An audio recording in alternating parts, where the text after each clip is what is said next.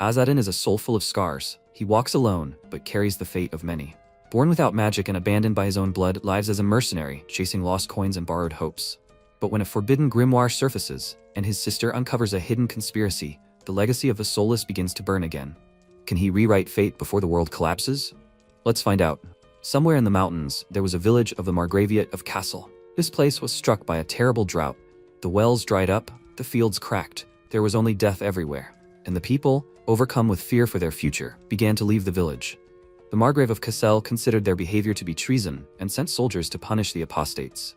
When the people tried to leave the village, their way was blocked by knights who were impatient to deal with them. They immediately began the execution. Those who were in the front ranks fell under their hand, and the rest rushed to run away. A boy who was among them stumbled and fell, and the evil knight aimed specifically at him. Having risen, he looked at him with tears in his eyes and asked someone for help, but the soldier was merciless. And at the head of this madness stood the son of the Margrave of Casel. The mighty sorcerer declared that the blood of divine kings flowed in his veins, and that was why he was too arrogant. He looked at the locals with disgust and said that even a beast understood the value of someone else's kindness. He called them parasites and asked with feigned sadness if they at least understood why they were still alive. Only thanks to the mercy of his lordship and those in whose veins divine blood flowed. But as soon as they lived a couple of days without rain, they immediately decided to run away.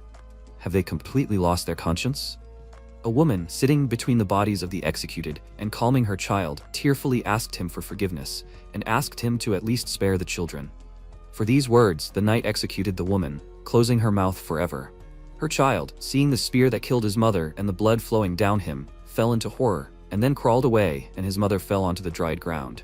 The young master clicked his tongue in displeasure and asked, "Why is she so brainless? It's so boring." And the knight apologized for his ignorance and asked what they should do to cheer him up. In response to this, he grinned, clearly having an evil idea in his mind. After that, he hung all the apostates from the tree with the hands of his soldiers and enjoyed the spectacle of parents supporting their children, and wives, their husbands. One of the soldiers called out to him, pointing to the man whose head he had pinned to the ground, and said that he was wounded. Maybe they should hang him by the waist? Otherwise, he will die without having time to entertain him. We must give him a chance to hold out as long as everyone else, right? His beloved Safia burst into tears, and when the man was tied up and carried to the tree, she begged them in horror not to do it, but only received a blow to the face from the knight and burst into loud tears again. When they hung him from the tree, she held him by his legs, and the Margrave's son only laughed at her, admiring this magnificent spectacle. He praised the peasant woman and told her to hold him better, because without her, her lover would die. He was distracted by the voice of the knight Zebek. He asked the peasants not to rush to judge the blood of divine kings so easily. The young master immediately turned around and mockingly told the others to look who had come. He came closer to him, and with a nasty grin said that his fencing teacher had come. The knight asked why go so far in punishing people. A nobleman with divine blood in his veins must be as noble as it is. He answered him that his nobility would not suffer at all if no one began to gossip about what had happened here. These fools dared to defame his honor just because the rain was a little late. And this is the logical outcome. What was he going to do? Spread rumors about his actions? He, a holy knight recognized by the royal church, was going to defame the honor of one of the noble blood? Zebek told him that he only wanted to say that it would not be possible to hide the truth forever. The Margrave's son made a displeased face and sighed, and one of the knights whispered to him, should they deal with him? He told him to forget about it and just bring the whip. After which he began to vent his frustration on the poor girl, hitting her on the back. This sight made Zebek feel uneasy, but he could do nothing but continue to watch and listen to her screams. Finally, the young master calmed down. He caught his breath and smiled. Despite the huge wounds on her back, Safia still continued to hold her lover, and he liked this sight very much. Satisfied, he finally left and lastly told his teacher to smile. Life is supposed to be enjoyed after all. Zebek did not answer this and remained with the hanged people. Soon evening came, the sun was slowly hiding behind the horizon, and the bodies of the poor peasants began to be covered with flies. Safia still continued to hold her fiancé, and he told her that he was wrong. Let her run away. She stubbornly shook her head in response and took out a coin, asking, "The Emperor's heralds, they will come, right?" She looked at the triangle drawn on the ground with tears in her eyes and closed her eyes. Night came. Safia woke up from something flowing into her mouth. Having cleared her throat, she opened her eyes and asked who it was. Sir Zebek gave her something to drink. He asked her to be quieter and, handing her a spoon with soup, asked if she could eat. She only looked at him doomedly and did not answer, and then fell asleep again. Soon morning came. The knight sat with her until sunrise. As it was getting close to the soldier's wake-up time, he woke up the girl and said that he had come here without the other's knowledge and that it was time for him to leave. If the young master found out about this, he would be punished as well. As for her fiancé, he no longer needed any further support. Even with the stick he had put up to support his body, he still died. Sophia looked up at him in horror, then threw the stick away, and Zibek turned around in surprise. The girl still continued to hold her lover and resolutely asked the knight to tell her name. She would ask the Herald clan for him when they arrived. He raised one eyebrow in confusion and asked, "Did she mean those soulless holiness destroyers? Did she bind them with a contract?" She nodded softly in response, and he said that he didn't know if they existed. But even if they came here, Kassel had 20 armed knights including him, and the young master himself was a descendant of blue bloods. He was sure she knew how powerful divine blood was. The blood of Aegis, right? She said that even if he was a mage, the Herald clan would be able to destroy him. After all, they were sorcerers too. The reason they were called holy exterminators was precisely because they killed the king who had divine blood in his veins, right? He tiredly ran his hand through his hair and said that she seemed out of her mind. But it was hard to stay sane when something like this happened. He introduced himself to her and said that he didn't tell her his name because he was afraid of dying at the hands of holy exterminators. If they came here, he would gladly get rid of them. He left, telling her that he would try to return at night, and she, watching him go, noticed the triangle and thought that she only had to hold out for 2 days. She fell asleep, and at the same time, she fell into memories of how the village was still green and life was in full swing around her. She and her lover were resting under a tree, and then he gave her a gift, a coin. She asked what it was, and he asked if she had ever heard of the clan of heralds. She looked up at the sky, and a story her father had once told her as a child came to mind. They were the very soulless destroyers of holiness. Her lover said that this gold coin was imperial. It could summon these soulless ones. Quickly looking around, he approached her and whispered to her to be careful. If this was found, the inquisitors of the royal church would punish her. After that, he playfully kissed her, and she hit him several times out of embarrassment, and then asked why he was giving her such a dangerous thing. He smiled and told her that it was just in case. If something happened to them, she needed to draw a triangle on the ground and put a coin in the center. Then the heralds would come and help her. Although he hoped that it would not come to that. But it still came to that, and Sophia continued to wait for the heralds, holding the body of her lover. Today they were just supposed to come, and she hoped that she could hold out until then. But the scorching sun, dehydration, and complete exhaustion did their job, and she fell unconscious to the ground and died next to her fiancé. Meanwhile, in the camp, the knights were wasting water, saving themselves from the heat. Zibek stood nearby and looked at the scorching sun with the thought that today was unusually hot. The young master approached him and told him to smile. Isn't he having fun? He told him that by killing citizens they wouldn't collect much tax, and he noticed that the number of dissatisfied vagabonds was growing, as were the thieves. Holding back his anger, the knight clenched his fist and said that the Margrave's lands had fertile soil. Why not send people there? He asked in response. Why should those born there rightfully suffer from this dishonest rabble? They would simply ruin all the fields and run away. Zibek objected that men could be taught to till the soil, and then the Margrave's son said that they could not, however, be taught royal beneficence. Was not this what the king and the church taught them? He frowned and remained silent, and his master said that the reason why they were suffering from drought was because they had incurred the church's disfavor. Was not that the doctrine? He answered that this could be interpreted in many ways, and then he grinned and said that some were given fertile soil, while others were given drought. Sinners should be punished, and those who contributed to the prosperity of the land should be rewarded. It was all for the welfare of the people. If he thought of going against his decree and helping them, then he should try his best. Then he went away, leaving the knight to his thoughts, and in the evening he went to the tree, passing through a dried-up, lifeless village. When he reached the top of the hill, he froze when he saw that the girl was no longer holding her fiancé. He clenched his fist and realized that he couldn't take it anymore after all. As he said, it was all pointless, even if the heralds were to come. He looked sadly at dead lovers, and suddenly felt something behind him. It was the main character, Azzedine. He pointed his blade at his neck and threatened to kill him on the spot if he moved. Zibek wondered, where did a swordsman come from in such a godforsaken place, and with such subtle techniques? Not believing his own eyes, he asked, was he a herald? He confirmed it and asked, was he a knight or a mercenary? He told him that he was Zibek from the royal church, and Azzedine smiled, deciding to clarify just in case. He wasn't his contractor, was he? For a knight of the royal church to address a contract would be a very interesting development. His words angered the holy knight, and he exclaimed, is he trying to humiliate him? The herald ignored him and thoughtfully looked at the bodies on the ground and realized that his contractor was this girl.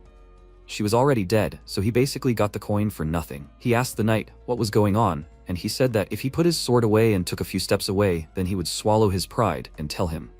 He just smiled in response, and then turned into a black haze and moved several meters away from the knight in a second. Because of this, Zebek was very surprised and thought, is he really a phantom? MC hid his sword and asked, does he really think that this will make it harder for him to attack? But he will still do as he asks. Since he is a knight of the royal church, that means he is brave enough. The knight asked him if he was a magician, and he told him that everyone in the Herald clan was a magician except him. Then Zebek frowned, not believing him, and asked if he meant to say that it was not magic. He told him that in fact it was difficult to distinguish magic from superhuman strength. Zebek still did not understand what he meant and asked his name and what rank he was in the clan, but MC decided to remain silent. Without waiting for an answer, he reminded him that he had told him his name, and then the guy bowed slightly to him, saying that he was Azadine of the 108 Spirits, an imperial herald. Zebek knew that 108 Spirits was the lowest rank in the Herald clan, but the movements he demonstrated were far beyond the ordinary. Since MC answered his questions, he asked him to tell him what happened here, and he told him in detail about the fate of the village and the locals. They came to the edge of a cliff that had a great view, and Azadine said that he understood everything. Suddenly, a voice was heard in the sky, noting that the contract had already been made. They looked up and an owl, the emperor's voice, flew up to them. It landed on Azadine's shoulder and said that he had answered the request, but by the time he arrived, the contractor was already dead. It seemed that this time, the coin was given to him for free. The knight was very surprised when he heard the owl speak, and it ordered MC to go carry out another mission. Rest is not allowed, so let him move out immediately. He clicked his tongue in displeasure and turned around, getting ready to leave, but Zebek stopped him and asked because the customer was dead, he was going to leave with the reward without doing anything? He asked in response, does he want him to fulfill her will? That's strange because his master will suffer. He placed his hand on his sword and called him an impious infidel, and said that this would not happen because he would defeat him. He pointed the blade at him, and Azadine smirked and asked if he wanted to spill his blood with a sword that had become deaf to injustice. For someone like him, this was truly sad. The knight's face darkened, and he remained silent, but then he clenched his teeth, and the herald asked if he was angry. At whom? At him or at himself for turning away from the suffering? At his words, the knight became even more angry and exclaimed that he did not understand anything about this. And then MC asked if he was familiar with the constellations of the night sky, and the names and myths associated with them. Zebek calmed down a little and wondered what the point of this question was. What was he trying to say? He looked at the sky and said that people can see one thing, but feel something completely different. For some, this species is a hero from legends, and for others, nothing but a dim, pale light flickering in the darkness.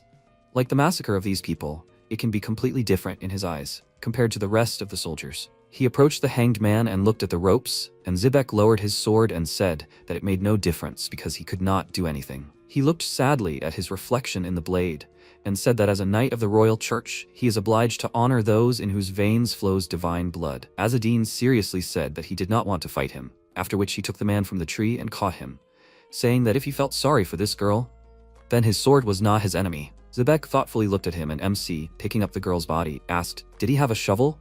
At first, he didn't understand what he meant, and when he laid their bodies next to each other, he asked in surprise, does he want to bury them? He confirmed this, and the knight became nervous. His master wanted them to hang from the trees, slowly dying in agony. Such an action would only serve as an excuse for another demonstration of strength. The act of burying the bodies was essentially like challenging him. Because of this, he could not bring himself to do it. Azadine said that if there is no shovel, then there is no other choice. He crouched down and began to dig the ground with his bare hands, and then the knight thought. He decided not to obey this tyrant anymore, and to help Azadine. Thrusting his sword into the ground, he approached him and began to dig a hole nearby. As soon as it got dark, the lovers were buried, and MC said a prayer, asking the Archangel of Wisdom, Courage, and Mercy to take pity on these souls. For Zebek, this was strange. For the herald to use the prayers of the Order of the Saviors, he only shrugged and said that he liked their ideology, and the knight called him a reckless and impudent guy. He turned away from his clan of birth and believed in heresy. He looked at the graves and said that if he doubted the correctness of his faith, then his family affiliation would no longer matter. Zebek asked what he liked so much about the Order of the Saviors, but instead of answering, Azadine began to look around, and then adjusted his belt and took out his bow, saying that the one he was obliged to honor was approaching them. Zebek turned around anxiously and saw the young master with his knights. He smirked and asked, did he like that peasant girl so much? He should have told him about it right away. He had to admit, for a country bumpkin she was very attractive. From his words, Zibek understood that he found out that he cared for the girl. There are about 20 heavily armed soldiers here. Even he has no chance of winning. The Margrave's son turned his attention to MC and asked, "Who is this freak?" He pulled the bowstring at that moment, and then fired an arrow at his army, and it hit the eye of a knight standing at the very end of the line.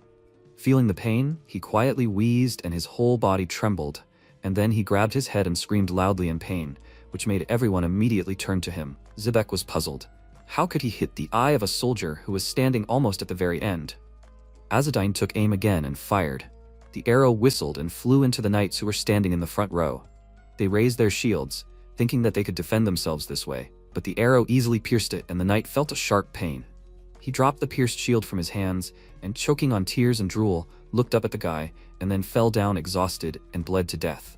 The others stepped back in horror, watching his suffering, and Zebek was very surprised. His arrow pierced the shield. It twisted like a living snake. At this moment, MC decided to answer his question. He wondered what he liked so much about the Order of Saviors. He liked the very idea that a person's dignity is not determined by his birth, but only by his faith and deeds.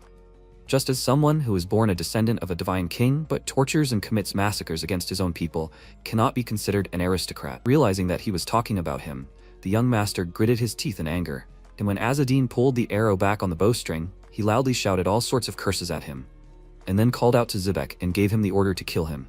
MC jumped high, so much so that the knights had to raise their heads. They looked at him with surprise and fear, as they did not know what to expect from him. He fired an arrow into the knight's eye, and then a second and a third.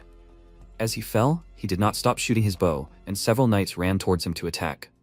One of them struck his spear upwards, but he did not expect that he would stand on it and use it to jump.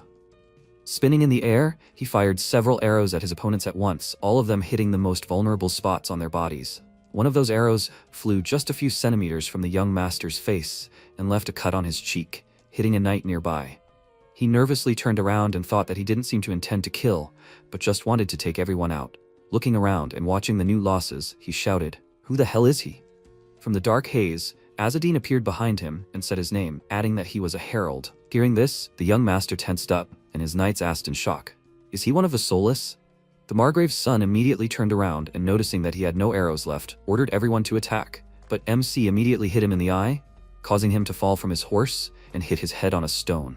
After this, Azzadine removed the bowstring from his bow and put it on his belt, while the young master writhed on the ground from the pain in his eye. He jumped off his horse, and one of the knights decided to attack him from behind, but he quickly reacted and jumped aside, dodging the blow, and then he hit him in the eye. The man screamed loudly in pain, and MC, raising his sword, said that he had reduced their number with his arrows. If they had enough courage, then let them attack. They surrounded him, but did not dare to attack first, and then a great idea came to him. He plunged the sword into the knight's groin, and everyone else became very nervous, not understanding why he was doing this. He looked back, and the knights shuddered in fear, realizing that he was now going to deal with them too. After that, their cries were heard, and the owl sat on a tree and just watched. Soon all the knights were no longer able to resist, and Azzadine, stepping over them, went to their master, who was trying his best to hide. He asked, was he probably waiting for him? Such trash, reveling in the suffering of other people. The nobleman got scared and turned to him, directing a bright flash of light at him, and one of his knights called out to him and said that he was going to go blind. MC didn't care about this light. It was understandable why, and the young master exclaimed that this was his magic, proof of noble blood, which he could never compare with. Azzadine did not let him finish, striking him with his sword, and at first he did not even understand what happened. When he felt something wrong in the groin area, he looked down and clenched his teeth. Blood flowed from that place like a stream, and then he finally felt pain and screamed loudly, clutching his causal place. He burst into tears and asked Azzadine what he had done. He grinned in response and asked if he had gone mad. Why ask what was obvious? He grabbed him by the hair and he, horrified, asked him not to do it. What did he want? Money? Women? Maybe swords? He would give him anything. He was a descendant of the sacred Aegis, a holy family. MC said that unfortunately for him, he was a destroyer of holiness, a herald. He realized that he would not be able to get mercy from him and called out to Zebek, asking what he was doing. Let him help him. He said that he saw nothing, and the Margrave's son screamed loudly in despair. He was an aristocrat from a holy family, and he had betrayed him for the sake of these pathetic commoners. Azzadine thoughtfully said that he had enough strength to continue living. He looked at him in horror, and MC, pointing the knife at his eye, told him to keep thinking positively. He thinks he especially needs it. After that, he struck and a loud scream was heard. The young master lost his second eye and passed out from the pain shock. And Azzedine looked at the corpses around and said that his contractor was already dead, but he guessed he took care of everything. The imperial law was upheld. Because of everything he had done, Zebek was not going to let him go without a fight and pulled out his sword, saying that he was a knight of the church and the king. In the name of the law, he mentioned, he cannot let him go. And it does not matter that he did the right thing. He prepared for battle, and MC, throwing the knife on the ground, noted with a smile that he did not look like a typical knight from the royal church. Taking this as an insult, the knight became very angry, but he, on the contrary, praised him. The other knights of the royal church were just scum who had been kicked out of the house to settle the inheritance. Zebek wanted to say something, but he interrupted him and, dissolving into the haze, asked, did he think he could keep up with him? Sir Zebek became wary, and then Azzedine left, telling him at last that they would meet again if fate brought them together. He left behind only the wind, from which the knight had to cover his face. When he opened his eyes, he realized that he was no longer anywhere, and looked around with the thought that no one could defeat Azzedine from the Herald clan. They were the only ones who suffered losses from this skirmish. Scum who had been kicked out of the house to settle the inheritance. But he was not mistaken, this applied to him too. He looked at the sky and chuckled, quietly saying that his chest ached from this. That same morning, the villagers came to the Margrave of Cassel to beg for an exemption from taxes this year. They fell to their knees before him and bowed their heads, begging him for mercy. All these people were runaway nomads who had lost their homes and starving vagabonds, no different from the living dead. They had barely escaped from monsters and robbers, and paying taxes would simply destroy them. His words clearly did not please their cruel lord. He said that they should be ashamed. In that case, they would also have started begging for food. The man became very nervous and looked up at him, asking for mercy. They were in a hopeless situation. The count said that nothing would change the inferior blood in their veins, but since they insisted so much, he would give them an indulgence. They looked up at him hopefully and asked, was he serious?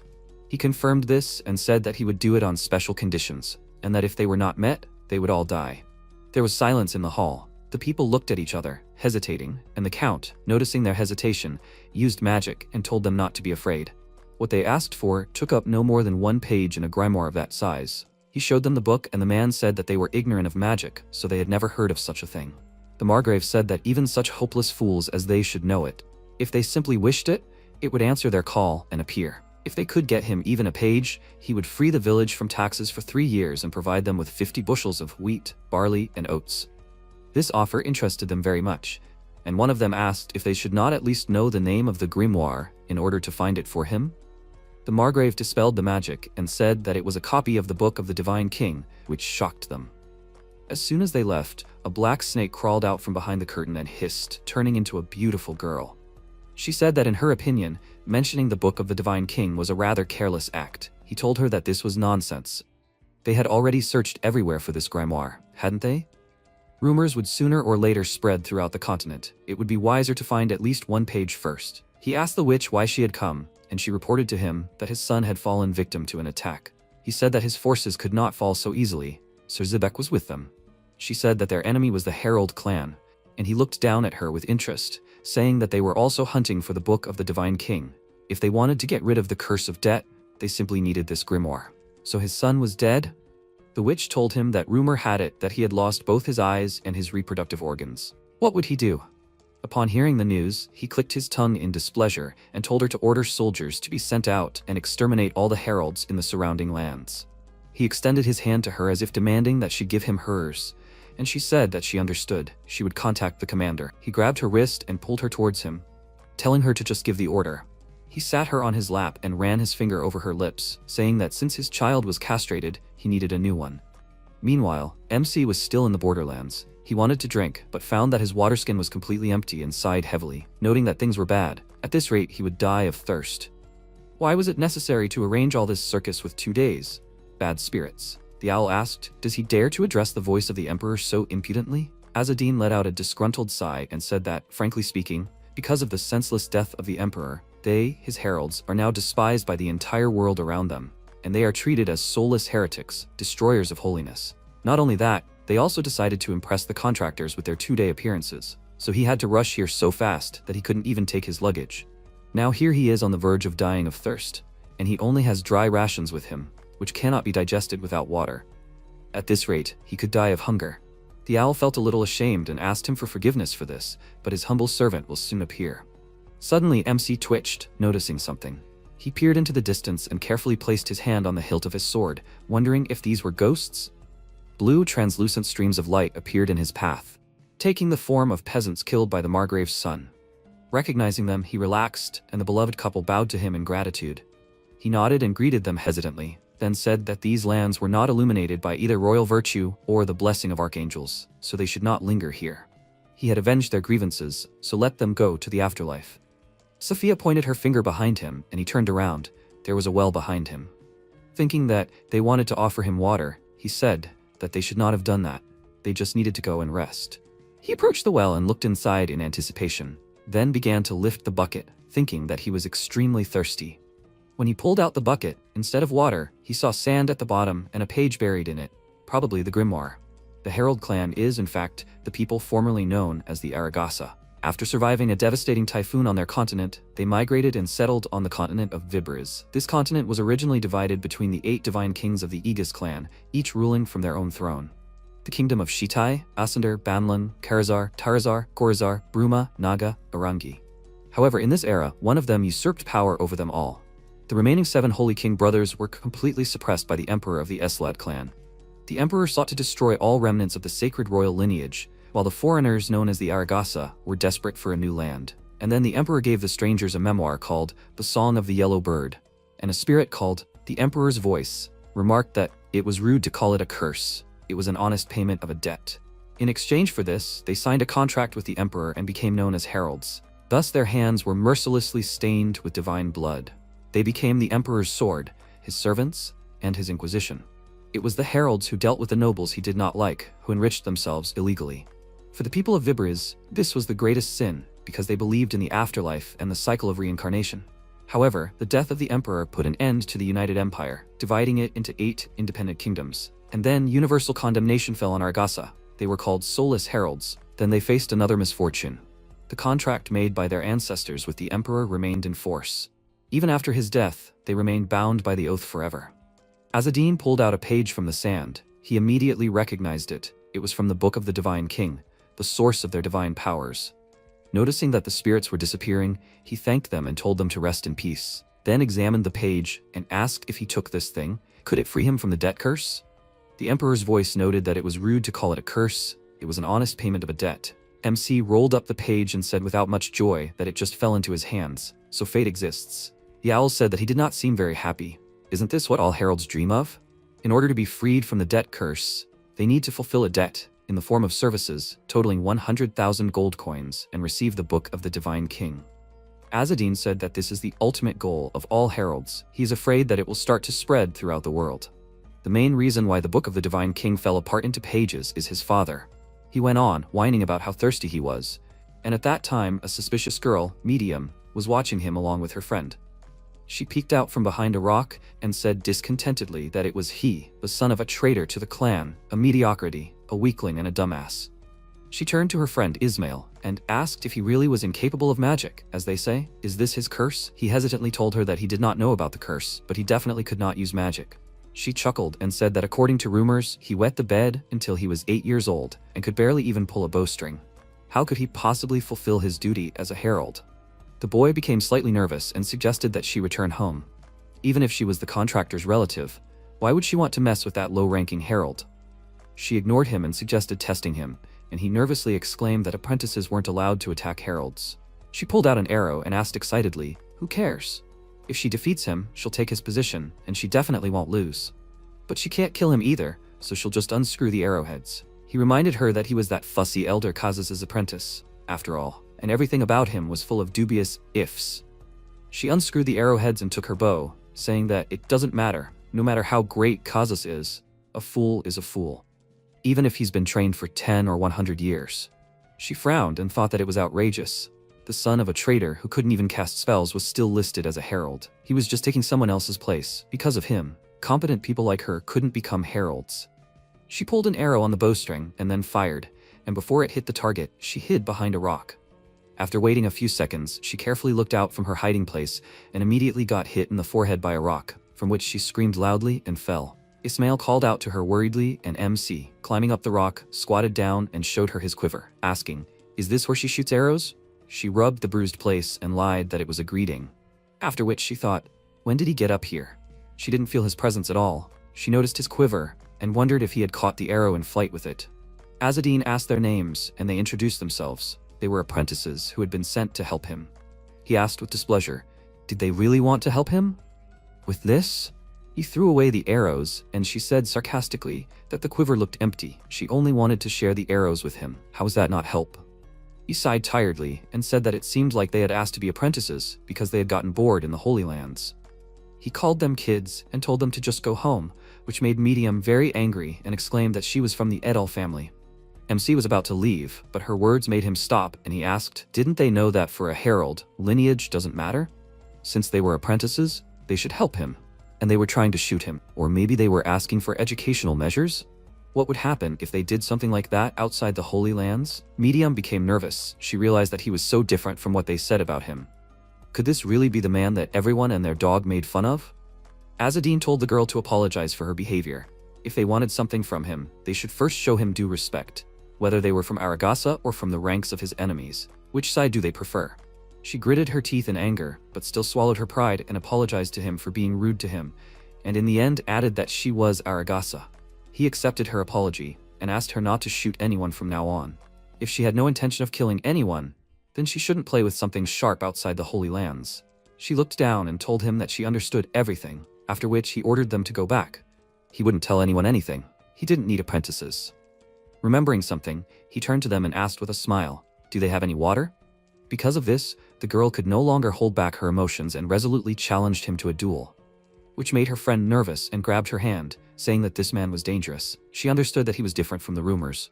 Even if he was not an idiot, he was strong, proud, and not lacking in intelligence. But to avoid a duel, as she was going to, was cowardice on her part. So she said her name and officially challenged him to a duel for the position of herald. Ismail thought with tears in his eyes, she did it after all. The protagonist scratched the back of his head and said, duel? Aurel is a bad influence on these children.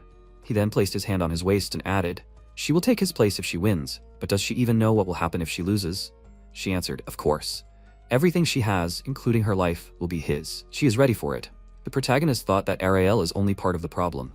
The much bigger problem is that she underestimates him. After that, he said that she should give up before it is too late. Just because Ariel can defeat him does not mean that she can.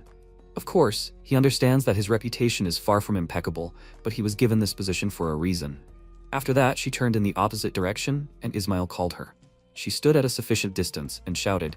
Now there were exactly 100 steps between them. She was challenging him, Azzedine. The Emperor's voice flew over them and said that this confirmed their duel. Herald Azzedine, he must accept the challenge. Mediam was surprised. Is this the Emperor's voice? MC scratched his cheek and asked, is this serious? Ismail said in fear, God. He thought, the Emperor's voice is a spirit that every herald receives. And if the spirit confirmed the duel, it is impossible to refuse the challenge. This is not good. Medium shouted that she simply must win. After some time, Azzedine took the wineskin from Ismail's hands and drank the water. Ismail, biting his lip, thought, what is going on? An archer's technique worthy of a true warrior, where he sacrifices accuracy for the sake of increasing the throwing speed. This was clearly a unique technique of the Aragas. Not long before, the protagonist placed several stones on a taut bowstring and abruptly fired it straight at his rival. She clenched her teeth, turned around, and then created a magic symbol in her hands, forming a barrier around herself. The protagonist continued to shoot and she continued to defend herself. The next second, a projectile flew very close to her face, and she managed to move her head to the side. Ismail thought that he could not use magic, and he used the art of the yellow crane? How is this possible? Not to mention, with these thoughts, he remembered how Medium stood tensely, holding her sword in front of her. Dodging another projectile, she resolutely ran forward and shouted, here. She was approaching a small stone hill from which the protagonist jumped out. She thought, great, her prediction came true. She shouted that she caught him, Azzedine. Then she swung her sword and cut Azzedine's shadow into 2 parts. Then she asked in surprise, what? Ismail shouted, from behind. She turned around abruptly, creating a magic symbol in her hand, but at that moment the protagonist grabbed her hand and swung his fist, saying that it was over. She was horrified, looking at this, and then he delivered his blow, and she flew into the stone hill with such force that it was covered with cracks. Ismail shouted, Azzedine. He thought, how dare the descendant of a traitor do this to the descendant of the noblest blood? After that, he ran straight at him and shouted, oh, he is a pathetic idiot. This is unforgivable. The next second, the Emperor's voice said, the duel is over. She challenged Azzedine to a fight for his place and lost to him. Now her fate is in his hands, and Ismail, because of his willful interference in the course of the duel, now he too becomes the property of Azzadin. In the present, Medium was shaking with anger. She reached for her blade and, frowning, put it to her neck. Ismail, perplexed, called her. And the next second, the protagonist, throwing a stone, knocked the blade out of her hand. The weapon fell to the ground, and he calmly said that he knew that she would do something like this. Ismail continued to call her anxiously, and she desperately knelt down. MC said, "Young lady, the loser of the duel does not even have the right to die. Now she can only die when he allows it or after his death." She challenged him without knowing such things. Tears appeared in her eyes, and he thought, what a child. After that, he closed the lid of the wineskin and threw it to Ismail. Getting up from his seat, he added that he believed that was enough for the lesson. They were dismissed. They, perplexed, asked, "What?" He replied that they would pretend that the duel never happened. It would not be good if their recommendations included such information. After a while, the protagonist walked forward. The newly made partners followed him. And he said that he had already said that he did not need subordinates. He had freed them, so they should go back to the sanctuary. Medium was indignant. Why? He received a beautiful trained girl as a subordinate, and he would just give her up. Ismail, blushing with shame, asked her to stop, but MC said that he did not know about the beautiful one, but if she was as talented as Ariel, she would not lose. In a world full of men who like young girls, and many cultures where early marriage is allowed. Next time, she should think twice before challenging someone to a duel. Honestly, it would be better not to challenge anyone at all. If she wanted to eliminate someone so much, she should just finish him off while he was sleeping. Ismail thought that he was much more talkative than he expected, but at the same time it seemed that he was genuinely worried. The next second, Medium said, "This is something new." She smiled, and Ismail shouted in confusion, "What? A contract of service. The Emperor and the Aragasses give each other what is required of them. But whoever betrays will face a terrible death." The contract, which was once a symbol of loyalty and honor, became a terrible curse after the death of the Emperor. But even after his death, the terms of service remained unchanged, obliging the Aragasses to serve as heralds of the Emperor forever, creating a vicious circle of subordination. The oath began to show signs of destruction when the Herald clan intervened in the battle for the throne of the Kingdom of Tarazar. And only Aragasses successfully won this battle, receiving a copy of the Book of the Divine King. However, one infamous traitor stole the book and disappeared. His name was Acre. One day, while guards were looking down on him from a cliff, one of them told him to give him what he had stolen. If not, the curse would kill him. He had to hand over the copy of the Divine King's book to them, or he would face the worst torment of his life. The clan threatened Acre in every way imaginable and unimaginable. But in the end, all hope vanished, dissipated into dust, because he tore the book apart in the heart of the World Mountain Range, and then he became the first victim of the contract curse. Because of this curse, he gave birth to twins despite having a male body. Azzadin and Ariel, brother and sister. Of the two, Ariel became the strongest, while her brother was hailed as an idiot. The protagonist thought, who is spreading these rumors? Then he came closer and said, he clearly said that he does not intend to take them with him, so they should stop following him. Medium countered, they're not coming for him. They just need to deliver this. She then handed him the letter and explained, it's from the head of the Salazma region. Azzadin took the letter in his hand and said, that old man doesn't like him. He then thought, okay, he should skip whining about not receiving reports. Copies of the Divine King's book keep appearing, so he has to find this. He'll factor this into his recommendation. Judging by this, the other heralds are aware of the existence of the copies. He then put the letter in his breast pocket and said, and as they say, copies of the Divine King's book have been appearing lately. Do they know? Medium smiled and confirmed it. It was his father who betrayed him. Before she could finish speaking, Ismail stepped on her foot. She turned around and screamed, that hurt. Why did he do that? The protagonist said, enough. So they both knew. Now they'll have to drag themselves to Salazma to greet the head of the region. He is grateful to them for giving him the letter. Medium, putting her finger to her mouth, said, since they are going in the same direction, can they continue to follow him? At the same time, she will tell you what happened in the clan in his absence. He replied that this road does not belong to him, so if they want, they can go. She happily followed him. After some time, they continued on their way and stopped in the shade of a tree for a rest. MC, stretching his hands, said that it was time to wake up. After that, they continued on their way, and he noticed that there was a stream in front of them. Everyone got water, and at that moment, bandits approached them. One of them shouted, who gave them permission to remove water from their stream? The protagonist replied that he did not intend to fight them. What do they want in return? The man grinned. Everything they have, of course. The protagonist asked, just in case, are they not considering a compromise? He replied, he talks a lot for an adult. His comrade added, what is this mask for? What kind of clown is he?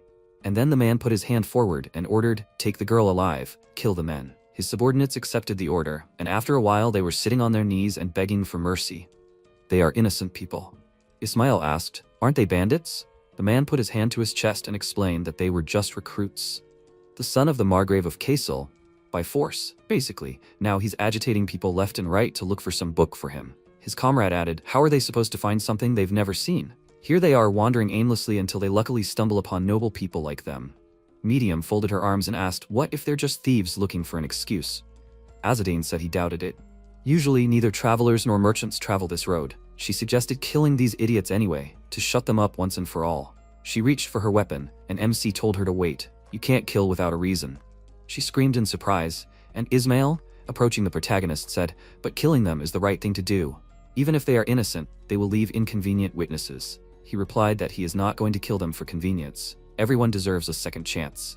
The man shouted joyfully, "Exactly. People's lives are very important, as expected of an aristocrat. He has such a kind heart." His comrade added, "He is the best." He assures him he and his family will be rewarded twice as much for his mercy. The protagonist approached him and told him to shut up. Ismail thought that he had often seen people who did not want to kill.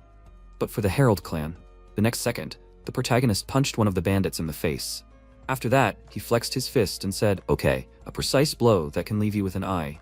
The other bandits froze in fear, and he said that they should try not to twitch, but a wrong move, and they can lose their face. The man said, but he said that he would spare them. MC chuckled, so he would spare. But only mutilation could make them give up violence, even if they did not feel remorse in reality. They opened their mouths, bewildered, looking at him. Medium, watching what was happening, said, "Well, this will do too, she thinks." Ismail agreed with her, and then screams were heard. After some time, the wounded bandits walked forward and said irritably, "Now he will not have children. This damn idiot." The man, leaning his hands on the shoulders of his comrades, said, "He will only get caught one more time, him." Before he could finish speaking, a huge ogre grabbed his head, squeezing it in his hand. The others looked at this, bewildered. After that, the ogre grabbed another one, lifting him by the leg, and said, "Food. He is carrying food." He threw him into the huge basket behind his back.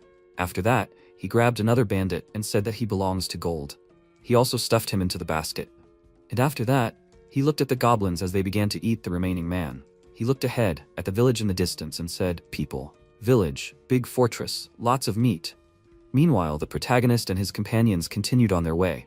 Medium said that at first she thought he was being too lenient, and was surprised, but if you think about it, it's not a bad approach. They even got weapons. Azadine replied, "It's hard to understand those in whose skins they've never been." Losing an eye is not just an injury. The consequences are much deeper than it seems at first glance. People they previously saw only as victims have now become a source of fear for them. He's sure that this is a good opportunity for them to repent of their actions. Ismail thoughtfully asked, "An opportunity for repentance, right?" He spared them and even gave them a chance to improve. The next second, MC got off his riding beast and said that this conversation made him a little tense. Medium asked, "What conversation?" He replied, "They mentioned that Margrave Kassel was looking for a copy of the Divine King's book." Ismail said thoughtfully, but Margrave Kassel was already far behind in the race for the throne. He assumed that they would try to catch up with the competition using the magical knowledge in that book. The protagonist reached for the mask on his face and said, "Political figures are always obsessed with power. It's dangerous.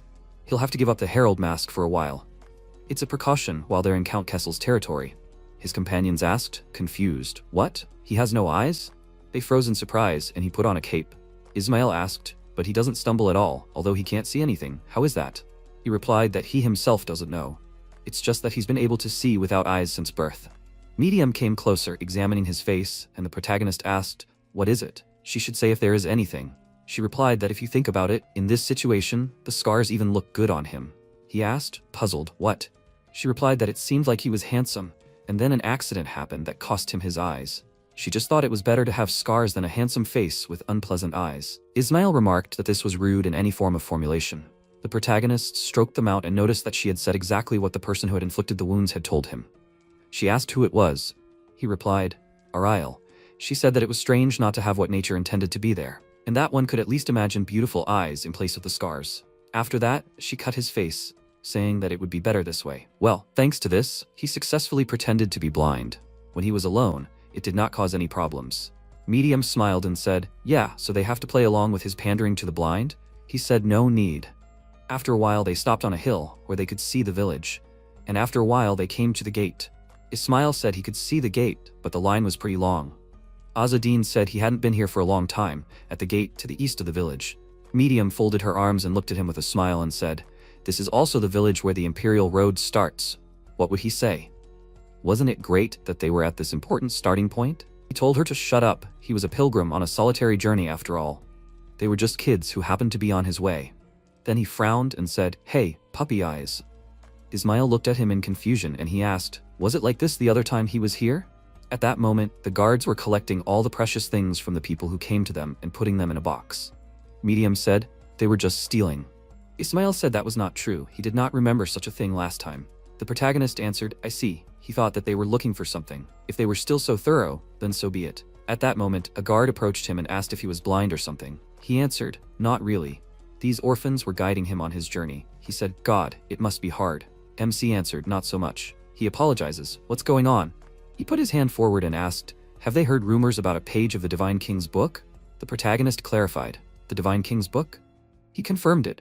Rumors say that some clan of heralds created a copy of that book after stealing it, and now these copies are appearing all over the world. The idiots of Margrave Castle opened a real hunt for this, a complete madhouse. The protagonist asked, "So there are plenty of such idiots?" The man looked at him in surprise, and he said, "Nothing." He thought that this was not good. He remembered the letter in his inside pocket and thought that this would be difficult to solve. At that moment, one of the men standing in line grabbed the guard's hand and shouted, "He needs this money to feed his family." "Aren't they looking for the book of the Divine King? Why do they need his money?" The guard turned around abruptly, hit him with his fist and told him to get lost. The man fell to the ground, and one of the guards said, "The grimoire can take different forms. What if it took the form of money?" His partner added, "They are looking at everything carefully and will return it if it is not the book of the Divine King." The man rose from the ground, and at that moment his daughter stood in front of him and shouted irritably, "This is stealing. Stealing is wrong. They have to give it back." One of the guards said, "Little fool, does she know that any objections will be punished by beatings?" The man hugged his daughter and shouted at them to stop. "They are threatening a small child. This is already violence." The next second, the guard punched him in the stomach again and shouted at him to shut his mouth. Cosette leaned over to her father and called out to him in alarm. The guard shouted, "Damn, he should raise his children better. Does he understand?" Next, Medium clenched her fist in irritation and said, "These crazy idiots." Ismail asked, "What will they do?" Medium asked him, "Will they fight?" Azadine put his hands in front of them and told them to wait. At that moment, a man approached the guard and whispered something in his ear. He was surprised. "What?" Then the men holding the chests in their hands ran out of the gate. The people standing in line asked in surprise, what was going on? Why are they packing? MC said that ogres were spotted nearby. They were surprised. What? He explained that he heard their words thanks to his good hearing. People started to get upset. Will they close the gate? They have to open it. We need to discuss this. They have to wait. Meanwhile, several carriages stopped in place. Targi, the bastard son of the Margrave of Kassel, sat down on the steps of one of the carriages and, turning to the knights, asked if they were sure that they had closed the gates carefully. They confirmed their confidence, and he, going inside, said that they had been informed that there was no copy of the Book of the Divine King here. They should leave with the goods they had collected. At that moment, a subordinate ran up to him and called him, asking what they should do. He turned away and told them to simply fight off the ogres if they came too close. They were trained for just such cases. The warrior thought that he had only been training them for one day. Then he said, then he should at least let the civilians outside. He would command the defense. Targi, crossing his arms over his chest, sighed, looked at him and said, he was not even a knight? What could he do? He thought, and this was said to him by a knight who would immediately disappear from his sight. Then he added, okay, then he entrusts this matter to him. Is he satisfied? They should be leaving already. The next second, the carriages moved forward and the warrior thought, the earth is shaking. Meanwhile, the bandits, who were in the basket behind the huge ogre, were asking where they were being dragged. Will they just be eaten by monsters? They do not want to die. The man hugged his knees, his body trembling with fear, and he repeated that he did not want to die. The next second, he looked out of the slightly opened lid of the basket and saw many goblins walking forward and repeating, meat. The village protector, who was on the tower, was horrified to see the ogres approaching. Meanwhile, the people standing in line turned around and went back along the road. The woman held a lantern in her hands, and then handed it to Ismail and said that the road will become more difficult from here. Please, he must guide his uncle and sister well. He must take this, a spare lantern. In response, he smiled and thanked her, saying that he would take care of his uncle, and that she should not worry. The protagonist thought that people were much friendlier when he played the blind man. At that moment, a warrior shouted outside the village walls that the knights and mercenaries had retreated. But they needed to protect the village. They needed to gather those who could fight and fight back. Any help would be good, so while they were defending the village, the old people and the wounded would be able to leave much faster. The father, turning to Cassette, said that her dad would fight, he would protect her. She answered, but he couldn't even cut an apple. Meanwhile, MC thought about it, and Medium, gritting her teeth, said that she couldn't even believe that the knights who were supposed to serve the people had simply driven the people away. They should be ashamed, pathetic idiots. The protagonist remained silent, and then said that it was a sacrifice to buy time and give the people a chance to get away. In fact, they think it's a good deed. She looked at him in surprise, and then thoughtfully said, maybe so. It's strange that the Argas sympathize with the Vibers people. Ismail said, come on, he personally agrees with them. The next second, the protagonist suggested splitting up and disappeared from the spot. His partners looked at this in surprise and shouted, he must wait. Where is he going? After some time, the villagers armed themselves, took their places. The man, turning to the captain, looked at the approaching monsters and said that there are too many of them. Gold, looking at the wall, shouted his name and then threw the basket forward. He said, they have meat. It takes a very, very long time to eat. We must give it to them. They know better. The ogres are smart. They must give up the village. A big, strong ford. After that, he swung his leg and hit the ground. He added, a lot of meat. A villager shouted, this ogre is their leader. They must shoot at it. Then the archers began to attack, shooting many arrows at the approaching monsters. A goblin with a skull on his head hid behind a basket and said, forward. They must break through the gate. The armed monsters ran forward, and a villager, turning to the others, shouted that they must defend the gate. Shoot at everyone who comes close. Arrows continued to fall on the monsters, and some of them, swinging their axes, were already trying to break the gate. Huge boulders were flying at the wall. The villagers holding the gate from the inside shouted that they were breaking. One of the village defenders shouted that they must shoot. We must kill them all. The man thought, Cosette, she must run far, far away. After that, he fired several arrows. At that moment, the goblin took out a magic staff, from which a powerful energy burst out, and he joyfully said, the stick answered, the book of the divine king. The book is somewhere close. At that moment, MC jumped right at him, stepping on him with his feet. Then he jumped up, pushing off from the basket with people. A huge boulder was flying at the wall. The defenders looked at it in horror. And the next second, the protagonist jerked several of them by the collar and carried them to a safe distance, throwing them on the ground. He sighed, and then said that he would help with the defense. One of them asked who he was. He answered, the herald of the emperor. The defenders were outraged. The herald of the emperor? He is from that clan of heralds? The next second, the protagonist, taking the bow, jumped off the wall and, spinning in the air, fired 2 arrows into Gold's eyes. He screamed in pain and then shouted that he would kill him. He punched in front of him. The huge boulder flew to the side. Azadine jumped on his head, and he continued to shout that he would kill everyone. Then he stepped forward, crushing several monsters. The protagonist pulled the bowstring and thought, right, he's going in the right direction. Then he fired 2 arrows at once, hitting 2 monsters at once. The man watching from the wall asked, is this really a holy fighter? At that moment, the protagonist looked in surprise at the basket from which the bandits began to climb out, and thought, isn't this the bandit he met recently? The man tried to crawl out, but at that moment, a goblin stood in front of him. He threw his staff and said, the book of the divine king. He will become the king of fangs. The next second, his hand transformed, covered with many mouths. He shouted that he will rule the fangs. Then MC turned around and asked, what the hell? This is already a problem. The substance with a huge number of mouths directed its appendages in different directions. One of the appendages with a special cluster of teeth at the end flew forward, devouring Gold. He screamed in pain, trying to break free. He screamed that it hurt. The teeth tried to close on his head, and he screamed that he liked to eat. He does not like when he is eaten.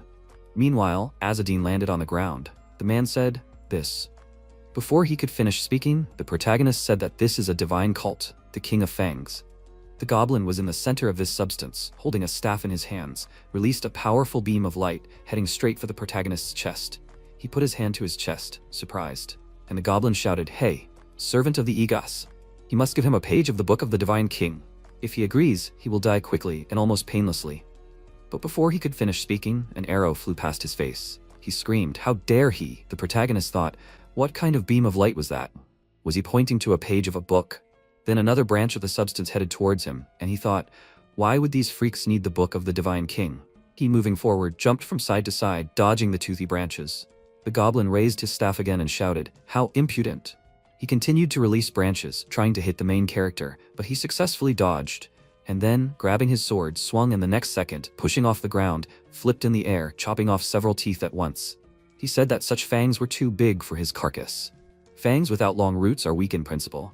The goblin shouted that he should close his mouth. He is the king of fangs. Azadine grinned. That's not true. He is a pathetic excuse for a king of fangs. He continued to chop off the branches in his path and then noticed the liquid that got on his sword. Throwing his weapon aside, he thought that his strength could even corrode steel. The goblin continued to shout that he must die, but the protagonist, getting closer, thought that it was a shame for him to try so hard when they wouldn't even give him a gold coin for it. The next second, one of the defenders in the village shouted, "Fire!" Many arrows rushed towards the substance with teeth. The man shouted, "They must shoot. They must help that herald with everything they can." The archer, lowering his bow, said, "But helping the herald is somehow." Another man added, "If the royal church finds out, they will be persecuted as criminals." The man shouted, "The damn church spat on them from a high bell tower. Who are they to judge them?"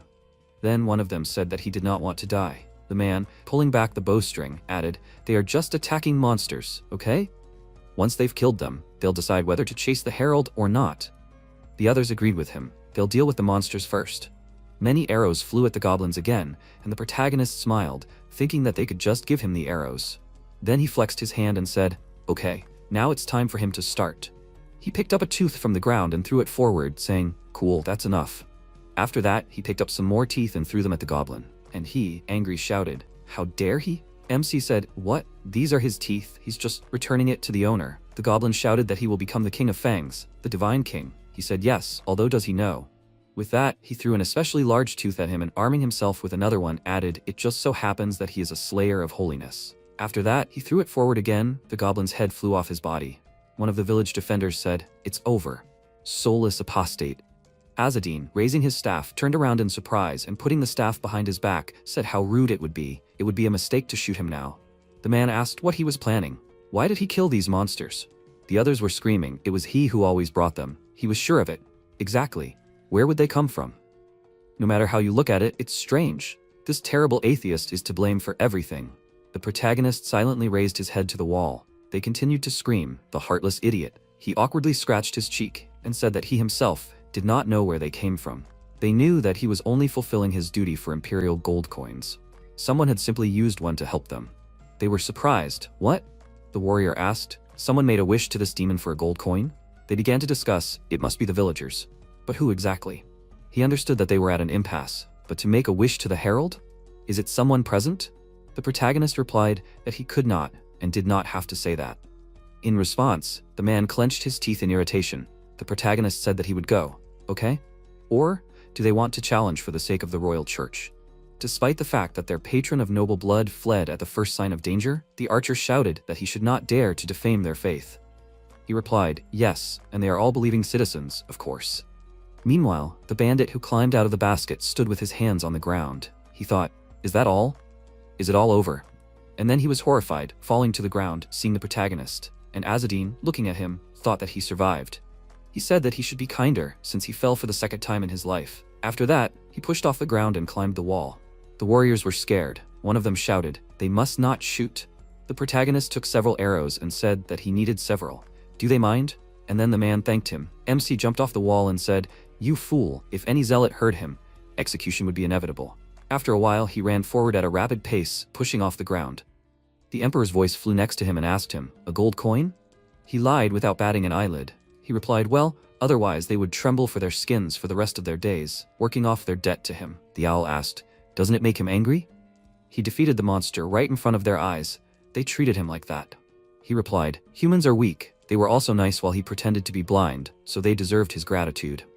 But how tired he was. Not only did he make a useless journey here, but he also didn't get any coins. What bad luck. Then he saw the light in front and said, "Here are the children." He ran up to them, and Ismail, holding a torch in his hands, happily said, "Azadine, he's here! A copycat? He defeated a copycat of the cult king?" The protagonist replied that he wasn't that strong. Then he looked down and added, he spent his strength, but didn't even get any coins. The protagonist said that Medium had recently said that helping others and protecting people is wonderful, and life without beauty is boring. After that, he put his cape back on and Medium, smiling, said that Ismail was just a boring guy himself. He desperately called her, and then Azadine said, "Okay, it seems they got out successfully. Did those people just let them go like that?" Medium said that at first they tried to dissuade them, but they insisted that they could handle small monsters. After that, they left him alone.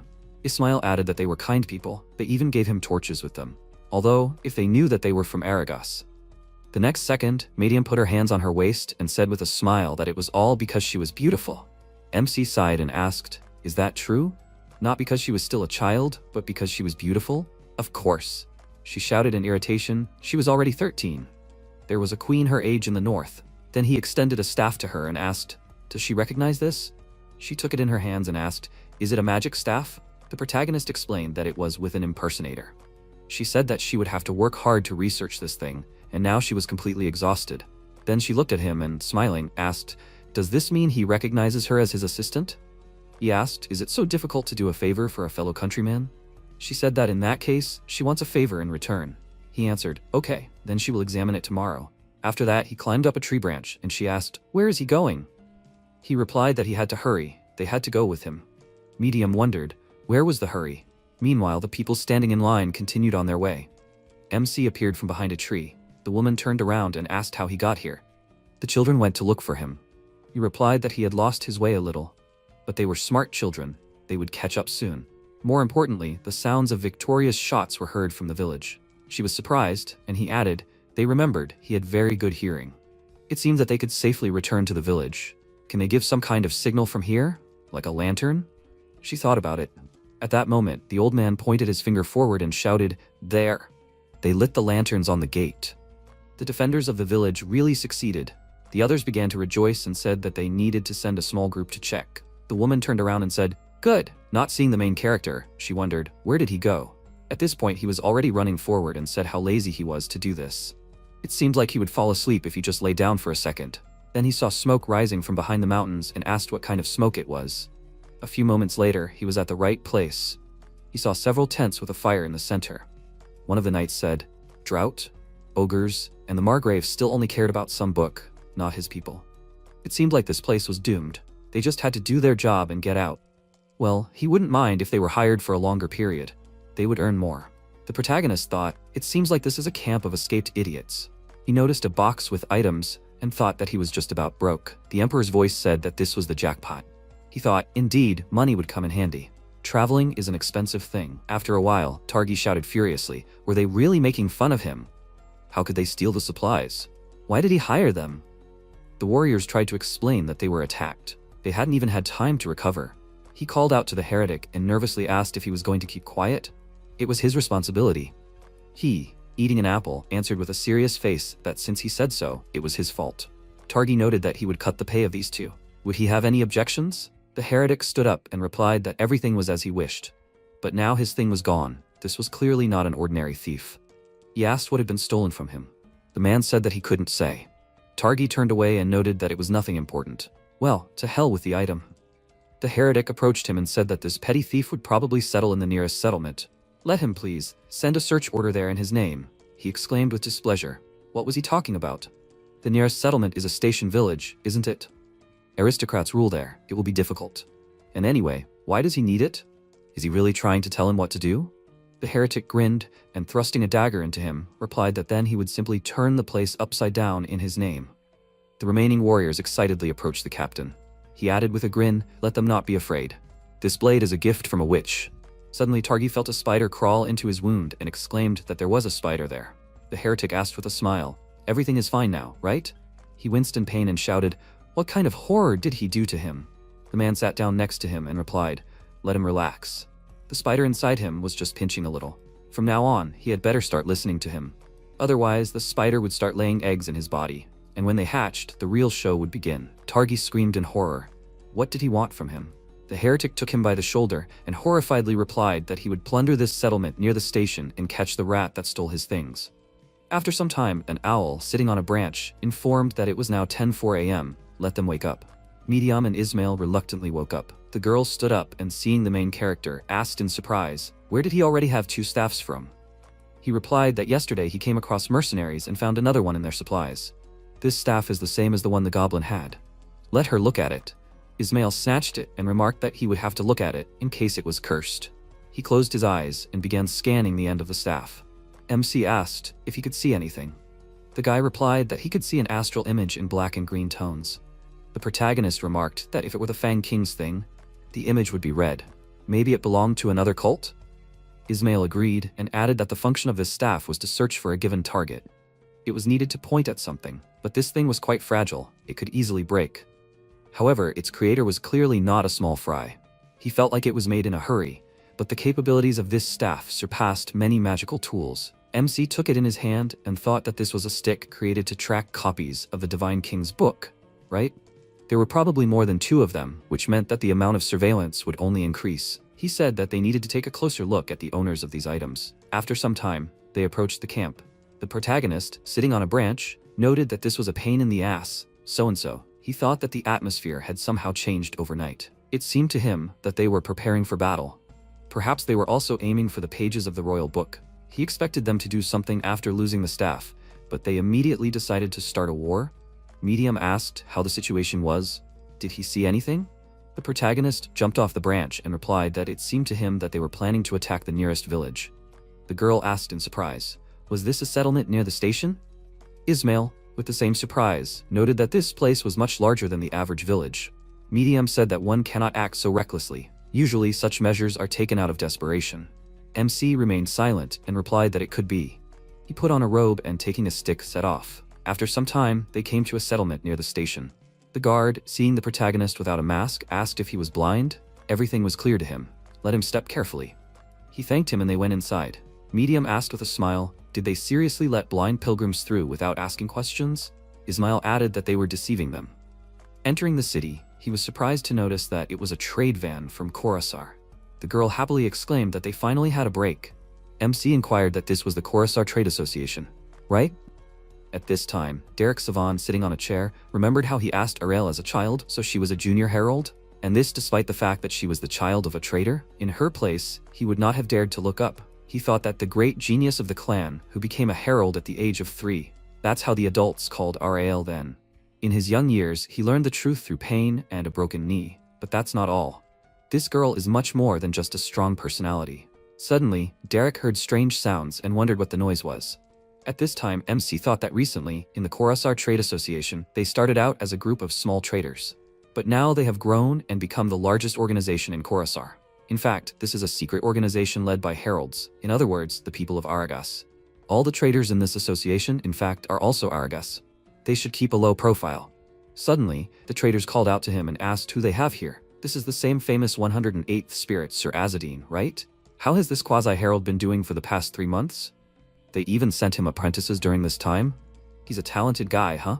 MC replied with a calm face that these kids weren't his apprentices. Enough, let them help his goat with the horseshoes. Could they handle that at least? The merchant agreed with a smile and, taking the goat's leash, asked, since he was asking, where should they go? The protagonist gave the other one a bag and pointed out that they should exchange this for money as well, and let them give him Blue River arrowheads, if they had any. He mockingly asked if he wasn't one of those who became a herald thanks to Kazas' recommendation, although he hadn't gone through any formal procedures. Another merchant with a sly smile noted he was just a coward who couldn't even handle basic training. Let him look at how many expensive things he had. He mockingly exclaimed that he must have stolen it somewhere. What kind of herald is this? The protagonist added that he still needed a change of clothes. Could he borrow these from them?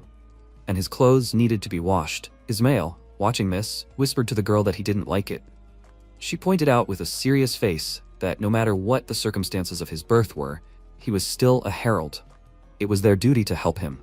The merchant threw him a woman's dress and said that it was his change of clothes. MC asked discontentedly, could they stop making such childish jokes? He didn't want to start a fight. They shouted furiously. What did he say? Does he really think they are obliged to serve him? He was just lucky to become one of the 108 spirits. Suddenly, Medium asked, if they were unhappy about something, how about settling it with a duel? Or are they afraid of the consequences of defeat? Are they really good at just talking? The protagonist, hearing this, thought, who would talk? One of the merchants approached her and mockingly said that she said so because she knew nothing. This guy couldn't stand a punch. The girl asked with a smile, was that true? Suddenly, she jumped on his neck with lightning speed and put a knife to his neck. He asked in fear, what was this dove doing? Medium asked, did he really not understand the situation he was in? She was the heiress of Edel. How dare a pathetic servant treat her with such disrespect? Do they have something against the Herald of Azadine? Let them come up and confirm their mockery with actions. They say that he couldn't stand a punch, but no way. Do they look down on the Herald? Have they completely forgotten their duty? Suddenly, Derek came with his guards, hearing the noise. He noted with a smile that it was getting hot in here. They hadn't seen the main character for a long time. He agreed with a calm face. The guy called out to the girl and asked her name. Medium, sitting on the merchant's neck, introduced herself. He introduced himself with a smile and said that he apologized for the behavior of his subordinates. Couldn't she limit herself to that? He didn't want the guys to run around and spit blood later. She let go of the guy with displeasure and jumped off him. The merchants, watching this, exclaimed irritably, "And now they're spitting blood." Derek called out to them and said that they should get on with their job responsibilities, and Azzedine should wash up and come back. They should at least have dinner together. MC agreed and wondered what was the point of all this trouble. After a while, he washed himself and, drying himself with a towel, thought that he had lain in the bathtub and immediately felt like a human. Ismail, sitting next to him in a barrel of water, called out to him and asked why he hadn't told them anything. No matter the circumstances of his birth, they should at least respect Ariel, his blood sister, shouldn't they? He had heard that anyone who challenged her to a duel or allowed themselves to make remarks about her immediately received what they deserved. The protagonist, getting dressed, replied that she simply had a different approach. He noted that he really was a strange person. MC, heading towards the exit, said that he should try to convince Medium to go her way, otherwise they would become infected with his strangeness. After a while, he sat down at the table.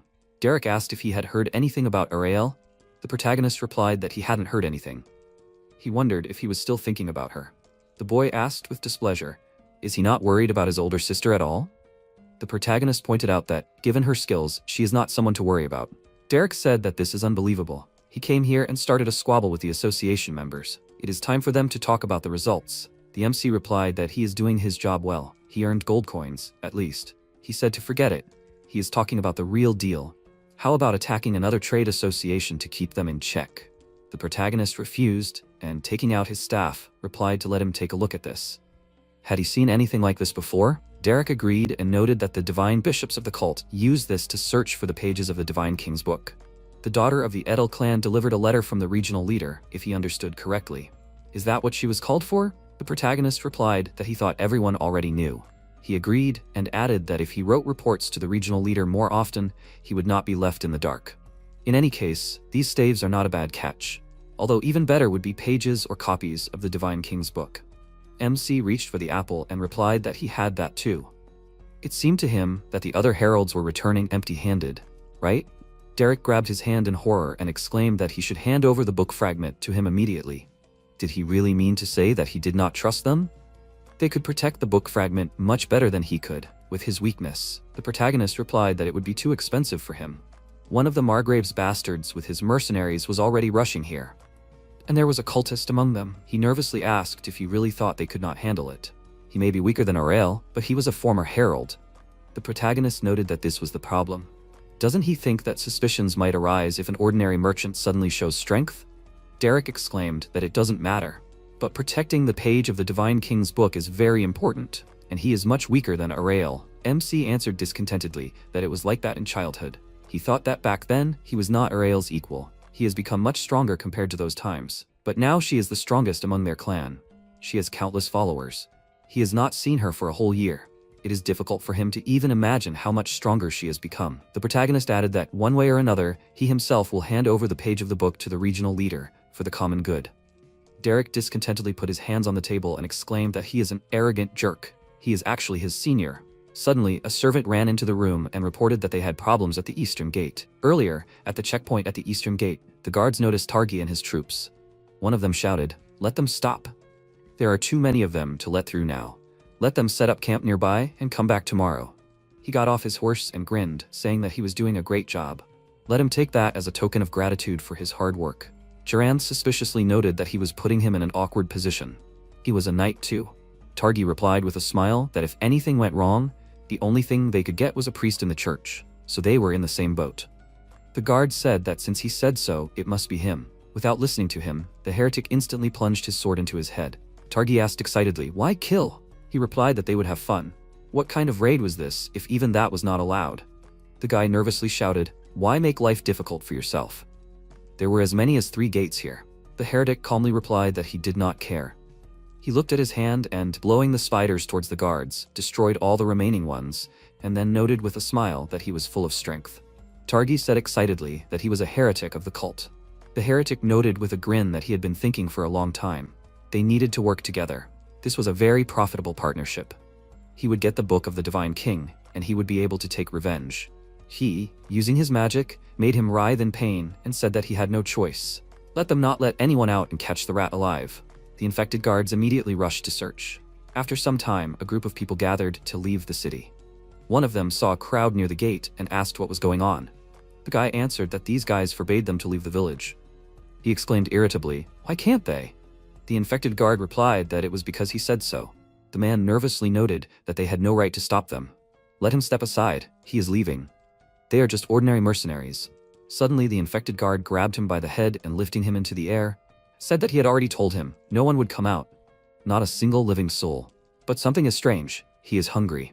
The monster opened its mouth to eat him, when suddenly an arrow flew into it.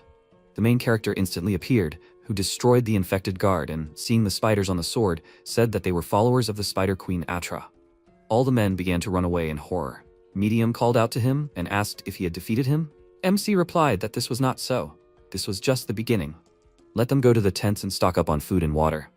Ismail asked in bewilderment, did they have to do this right now? He irritably agreed and shouted, do they even know how many people were killed by starvation? Suddenly, the girl called out to him and warned that there was danger behind him. The protagonist turned around and seeing the infected, instantly dodged his attack. The opponents started walking towards him and saying that they wanted live meat. The protagonist wondered in surprise, was it still moving? Even in this state, the spiders must be controlling his nervous system. He grabbed the blanket lying on the ground and noted that he was wondering what would happen if he set it on fire with electricity.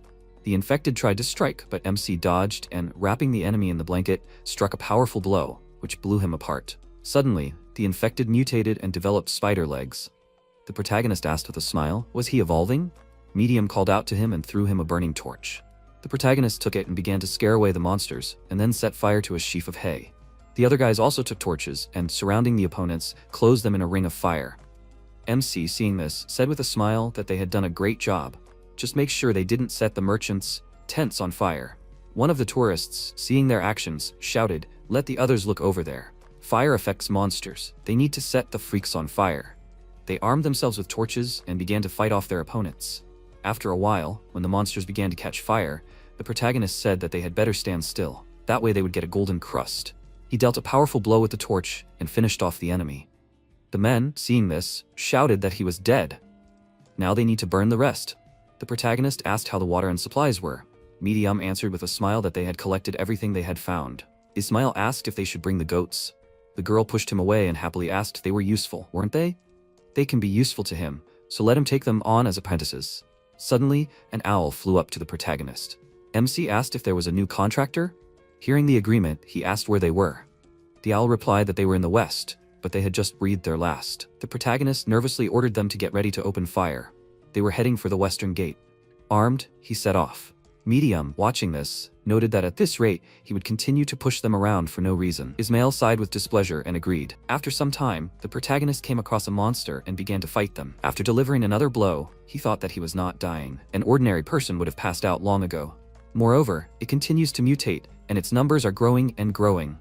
You will not get through to the contractor like that. Suddenly, an electric bolt flew from the sky and burned the monster. Medium happily exclaimed that she knew lightning would work, considering their vulnerability to fire. MC noted that she was well trained. He acknowledged that. She was a true idol, but she should understand that the power of nature from the grimoires cannot be used often. Let her go and rest. Ismail thought irritably that she was trying so hard just to get his confession.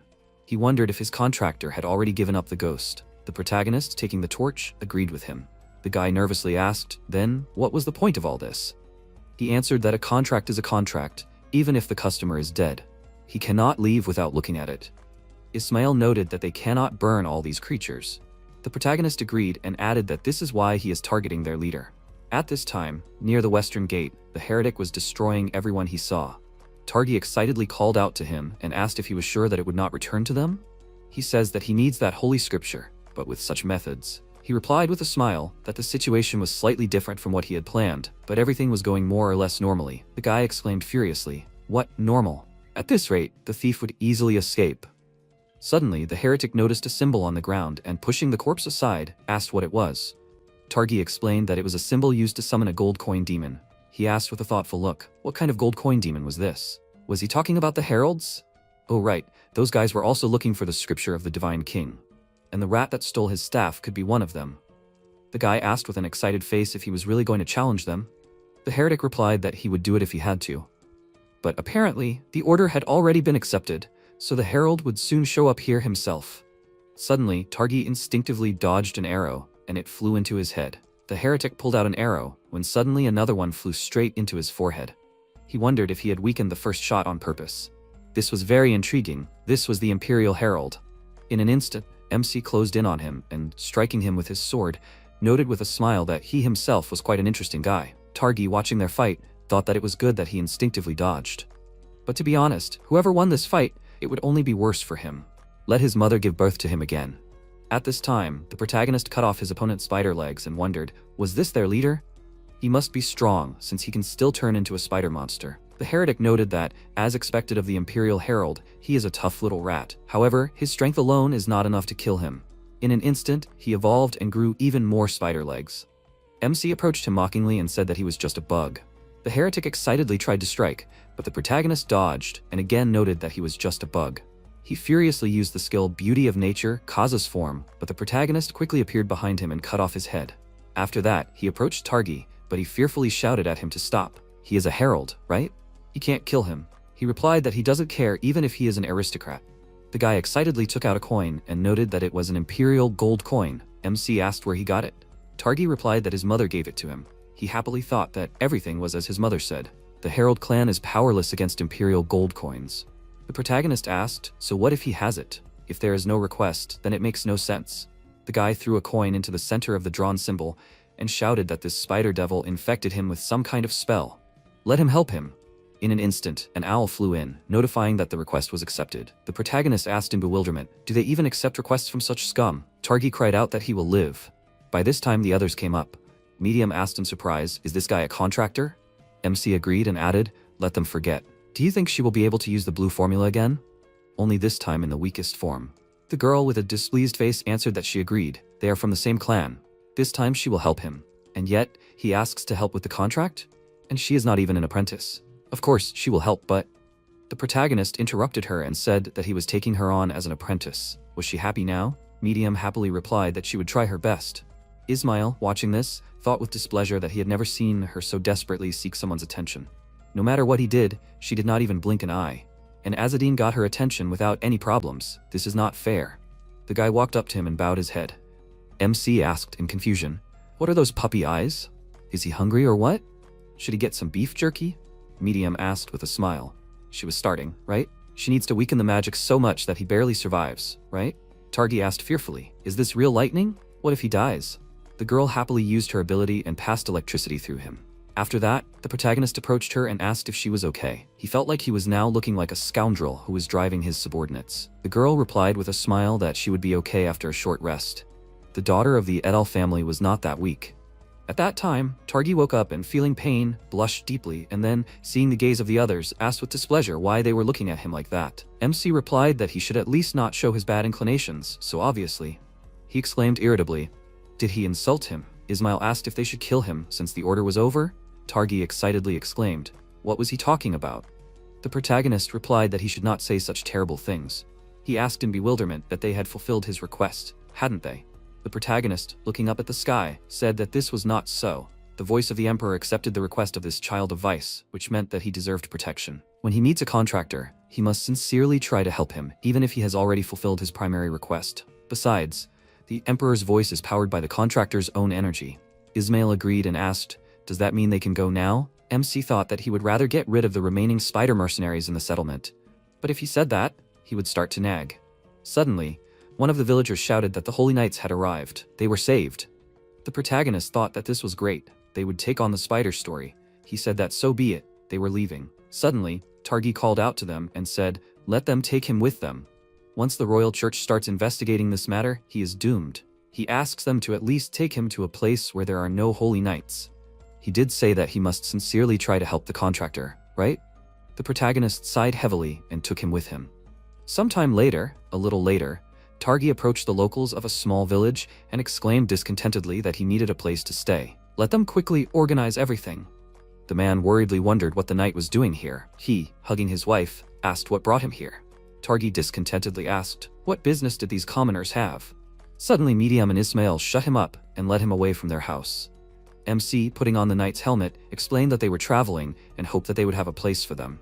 If they gave them a corner in the barn, they would be very grateful. He took out a coin and handed it to him. The man took it and replied with a smile that they could do that. They still had to go work on the farm. Targi approached him and discontentedly asked why they were shutting him up. These peasants are just lazy worms. The protagonist asked what they meant. He explained that they always come crawling with apologies, and if the rain lingers, they scatter like rats. Poverty is always in the blood. The protagonist opened the barn gate with a smile and replied that maybe that was true. What was in his blood that he had to hang around with them? Well, it didn't matter. Just let this child of vice think about what he was saying. Targi sheepishly replied that he actually had a name. MC replied that he understood everything. They would tie up the goats on the first floor, and they themselves would settle on the second. He wondered if there were fleas or something worse here. The protagonist replied that something worse was already in his belly. Targi noted with displeasure that it didn't matter. He wouldn't be able to sleep in such a place anyway. Medium called out to the protagonist and asked what the royal church looked like. The people looked both excited and scared by the appearance of the holy knights. He explained that they were knights who followed the 8 royal commandments. They studied white magic and protected people, so most welcomed their activities. The reality was that many noble bastards took much more than they gave.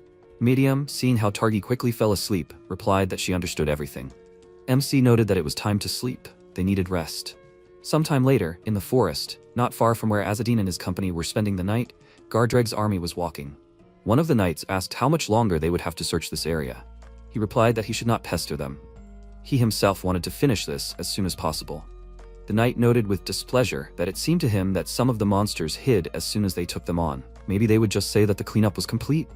He wanted to go back and have a drink. By the way, his daughter was a real beauty. Wasn't that true? Gardreg answered irritably that he should not ask that. The knight asked if they weren't younger than her. Another answered with a smile that he should give it up. She would easily fall for their bravery. Gardreg nervously exclaimed that they should stop talking nonsense and continue searching. Suddenly, he heard a growl and abruptly hid behind the bushes. The knights, seeing his behavior, called out to him excitedly. He looked out from the bush and seeing the monster, thought that it was a wyvern. One of the knights excitedly took out his bow and shouted to shoot it. The warriors started shooting, but the wyvern took off into the air and flew away. Gardreg thought with a serious face that it was a young specimen, which meant that there could be adults nearby. Suddenly, one of the knights called out to him and, pointing with his finger, noted that he thought there was farmland here. He looked to the side and, seeing that they had hit a man with an arrow, ordered them to kill them.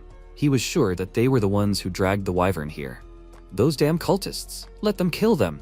Gardreg thought that if they did not want to be punished, there was no choice. They would just kill them. The knights approached the woman with the wounded man and killed them. At this time, an owl flew to the protagonist and said that he should get up. The protagonist woke up and noted that he had not slept for even 2 hours. It answered Azzedine of 108 Spirits' duty calls. The protagonist noted with displeasure that he had not slept for even 2 hours. The Emperor's voice said that only those who respond to the first call of justice are worthy of being his herald. MC put his hand to his face and clarified that there were many of them. A cry asking for help was heard in the street. A child ran into the building in great fear. Azzedine jumped down, ran up to the child, and asked what happened. The child screamed, crying that his father was killed by knights. At the same time, corpses were lying on the ground.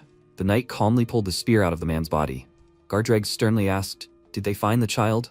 The knight, Tarseg, did not confirm this and replied that they could not. Gardreg thoughtfully looked away. He thought that the child would simply resign himself and die with his family.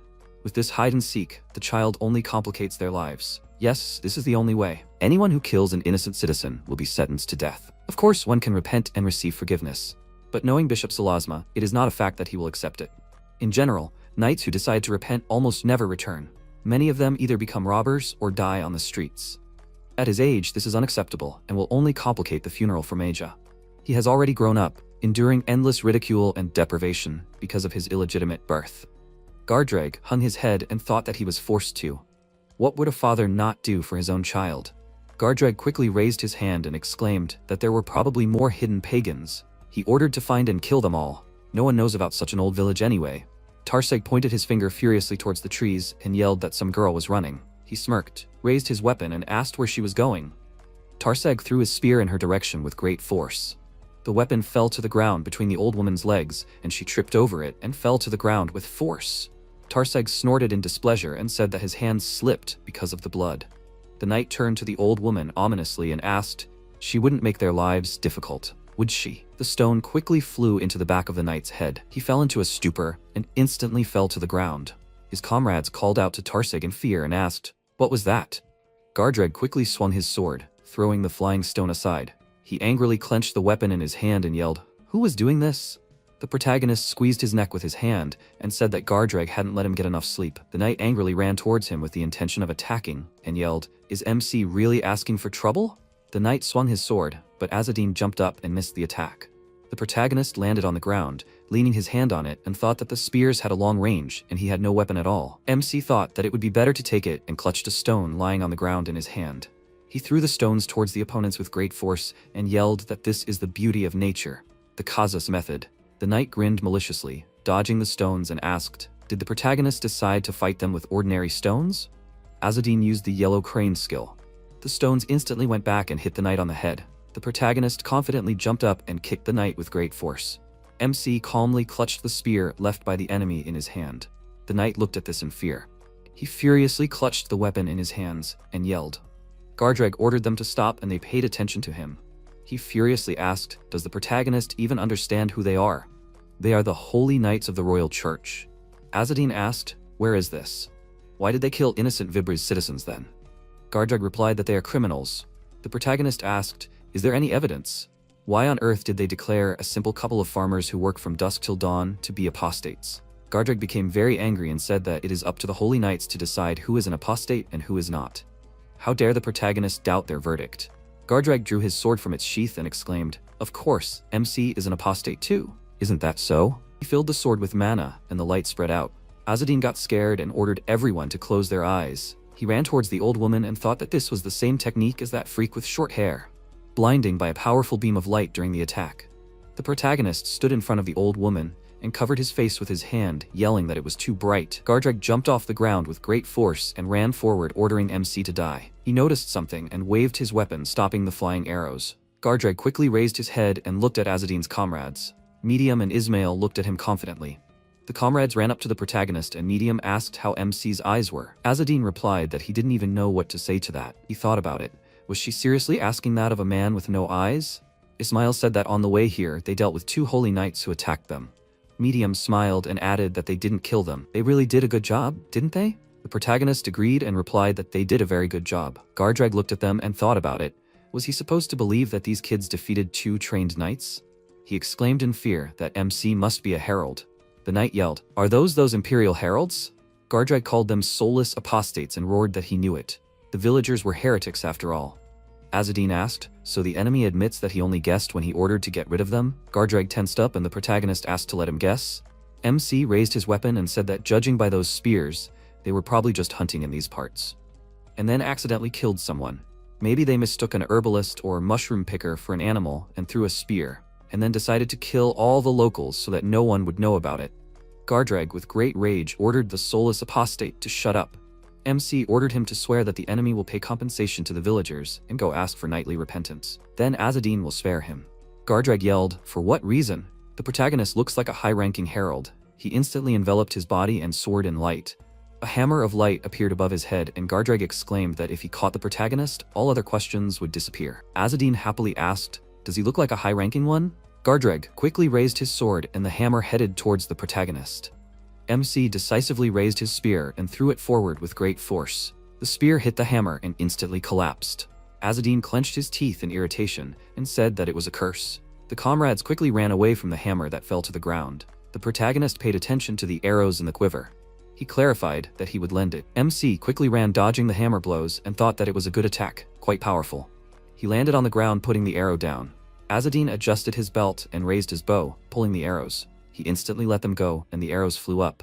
Medium screamed in confusion. "What is he doing?"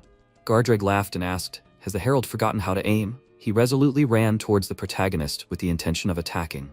Gardreg swung his sword with a terrifying smile. He struck the ground with all his might, and smoke rose up. Gardreg noticed the split ground and wondered. What was that?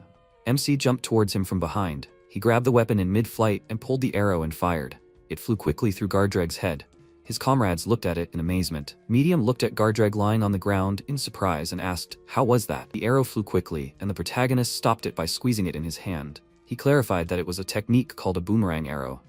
Sometime later, near the building, MC holds a resident's corpse in his hands. He put the man on the ground.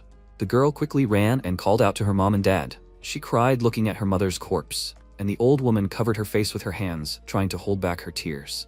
Azzadine turned his head to the side. He looked at the tied-up knights and asked what they would do. Would they repent, like knights, and pay compensation to these children for the loss of their loved ones, or kill them? The knights looked at each other and thought, what if this was the only way out? The knight grinned maliciously and replied that they would repent. The villagers immediately disagreed with them. The old man screamed in horror that they had killed his son. Killed him like some kind of animal. The old woman looked at the knights with fury and screamed that they were apostates, of course. They had served the royal church faithfully until now.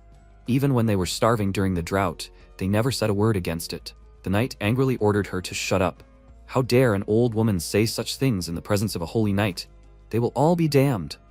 The old woman swung the sickle, and the knight looked at his dead comrade in fear. He looked at the sickle with great fear.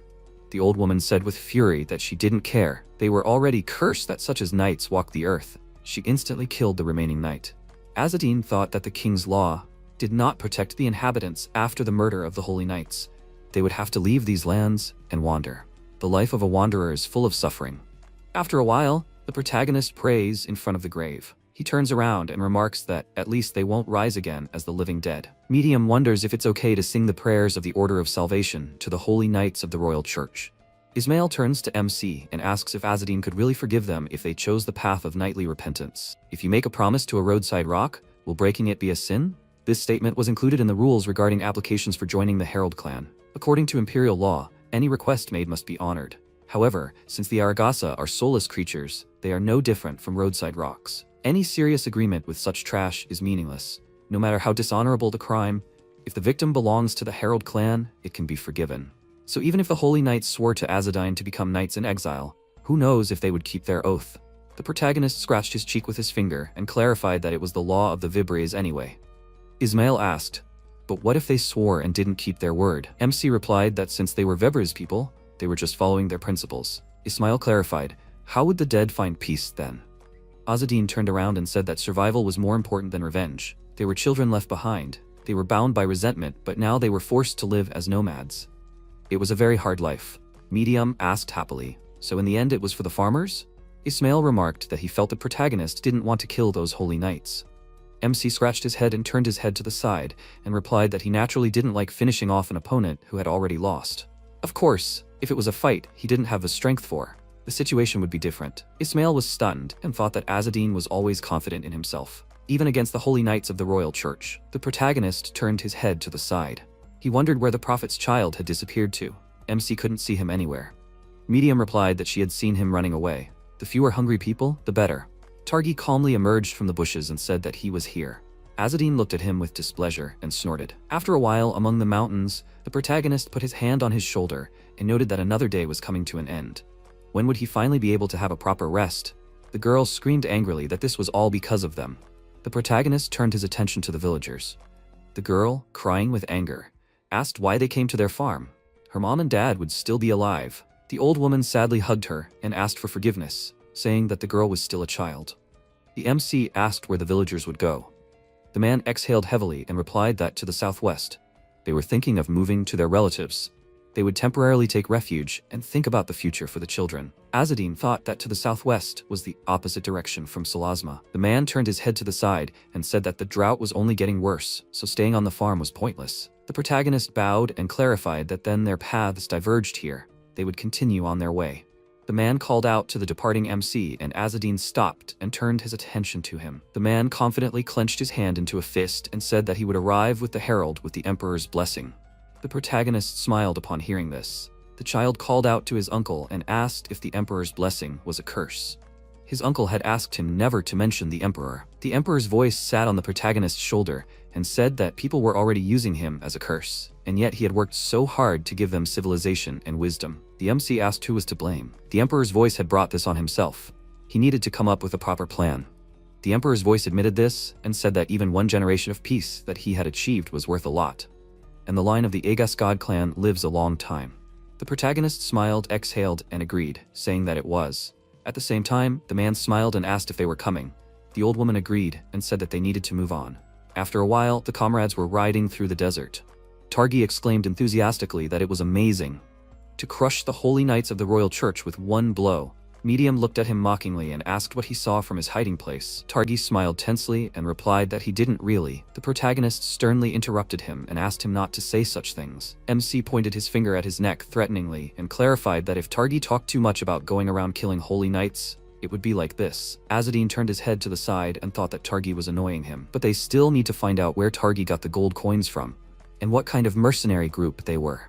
They'll have to walk with him for a while. The merchant happily raised his hand and called out to the travelers. He smiled, holding a tray in his hand, and asked if they wanted a cup of tea.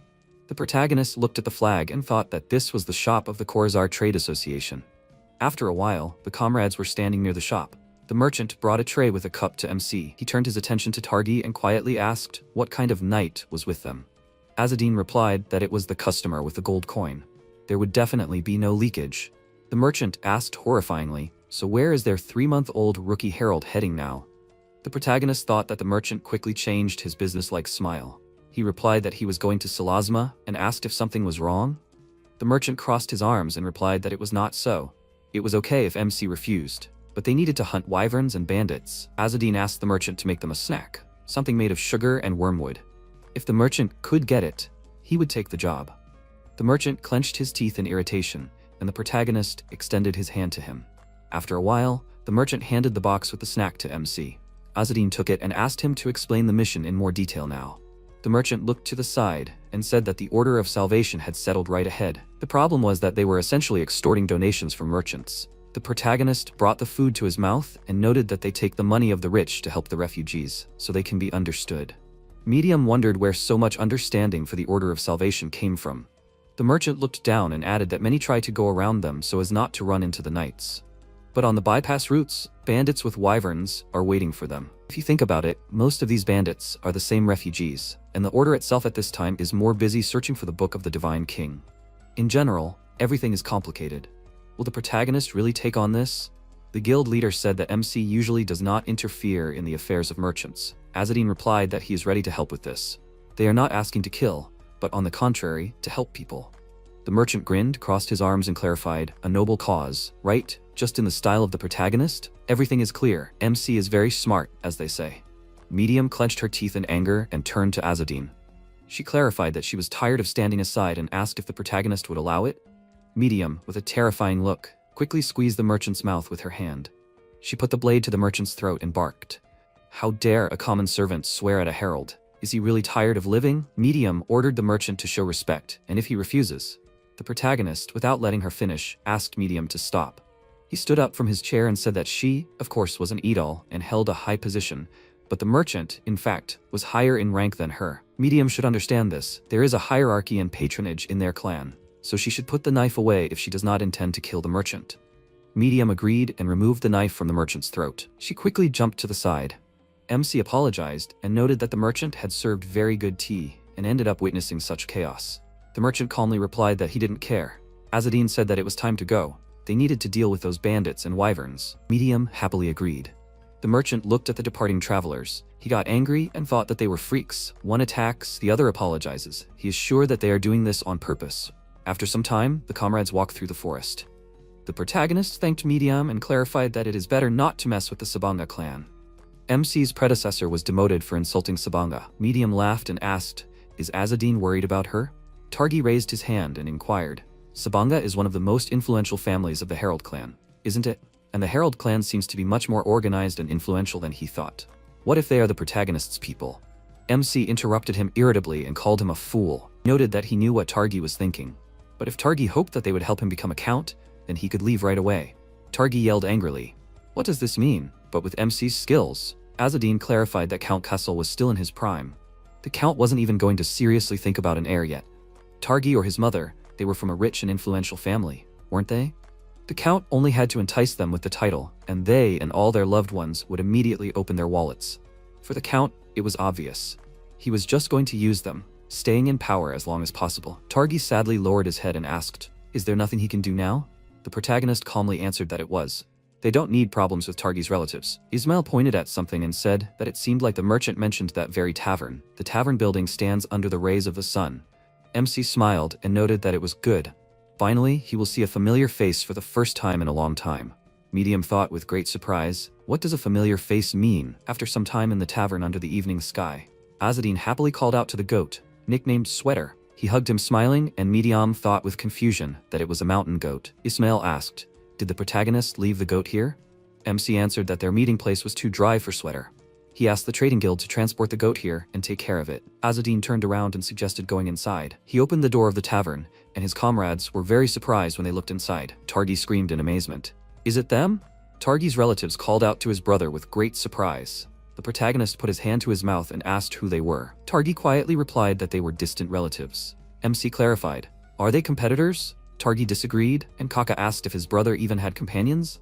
Kaka said that he was glad to meet him and introduced himself. Targi's sister, Chico, put her hand to her chest and introduced herself. Azzedine put his hand to his chest and, having greeted him, said that they were wandering pilgrims. Thanks to Targi's protection, they arrived safe and sound.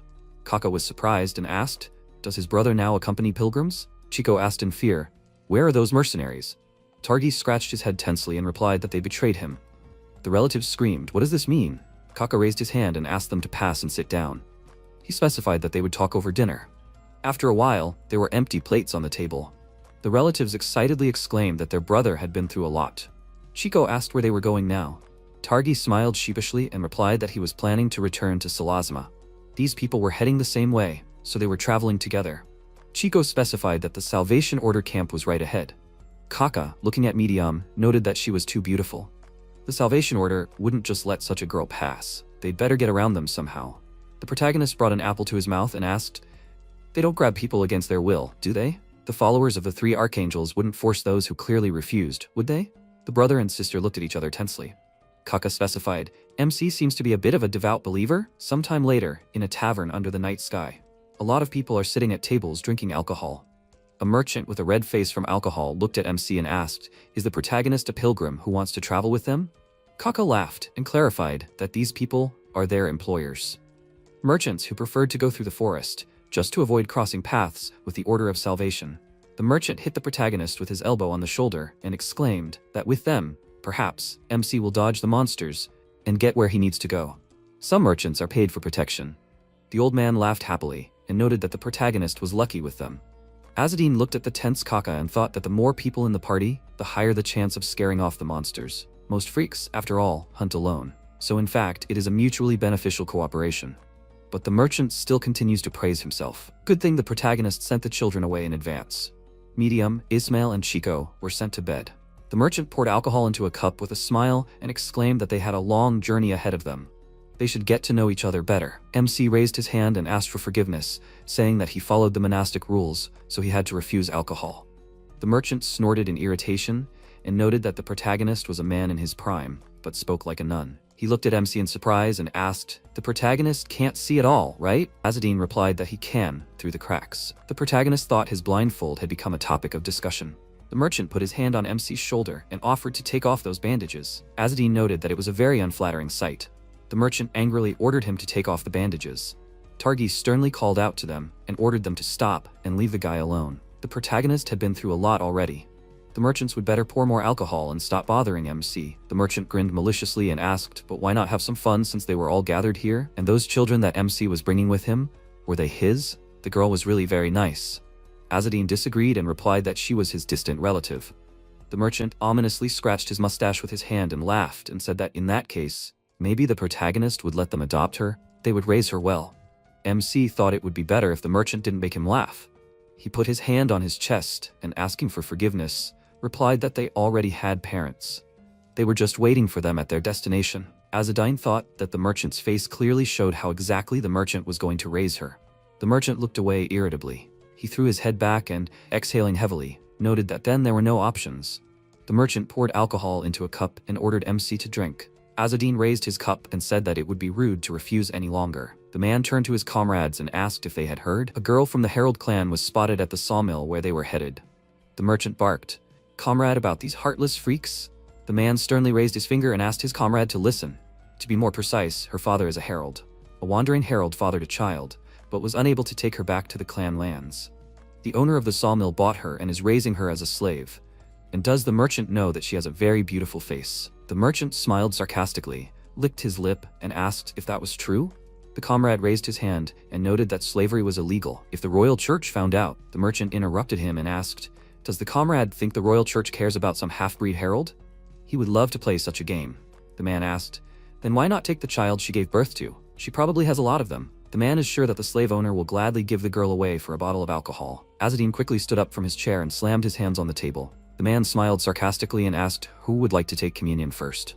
The merchant looked at the protagonist in surprise and yelled, what is this, MC? Azzedine exhaled a stream of smoke from his nose with great rage. He quickly lowered his head and covered his face with his hands. The merchant asked in confusion, is the protagonist crying?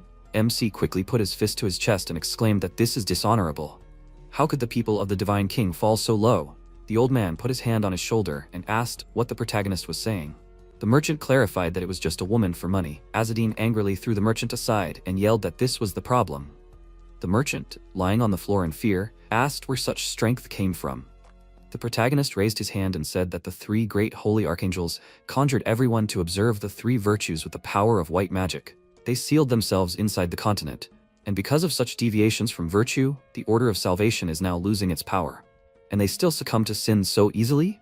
The era of Jupiter will come soon. They must heed the three sacred commandments. MC ordered them to renounce adultery and lust. The old man pushed Kaka and agreed, saying that they were leaving tomorrow. Isn't it time to go to bed already? Azzedine confidently hit his chest with his fist and exclaimed that he would go on his own. The merchants irritably noted that the protagonist had ruined the whole mood. Who gave this fool a drink? After a while, MC closed the door to the room and breathed a sigh of relief. Targi clarified, wasn't Azzedine just pretending to be drunk? The protagonist calmly confirmed this. He looked at his sleeping comrades and said that fanatics irritate everyone.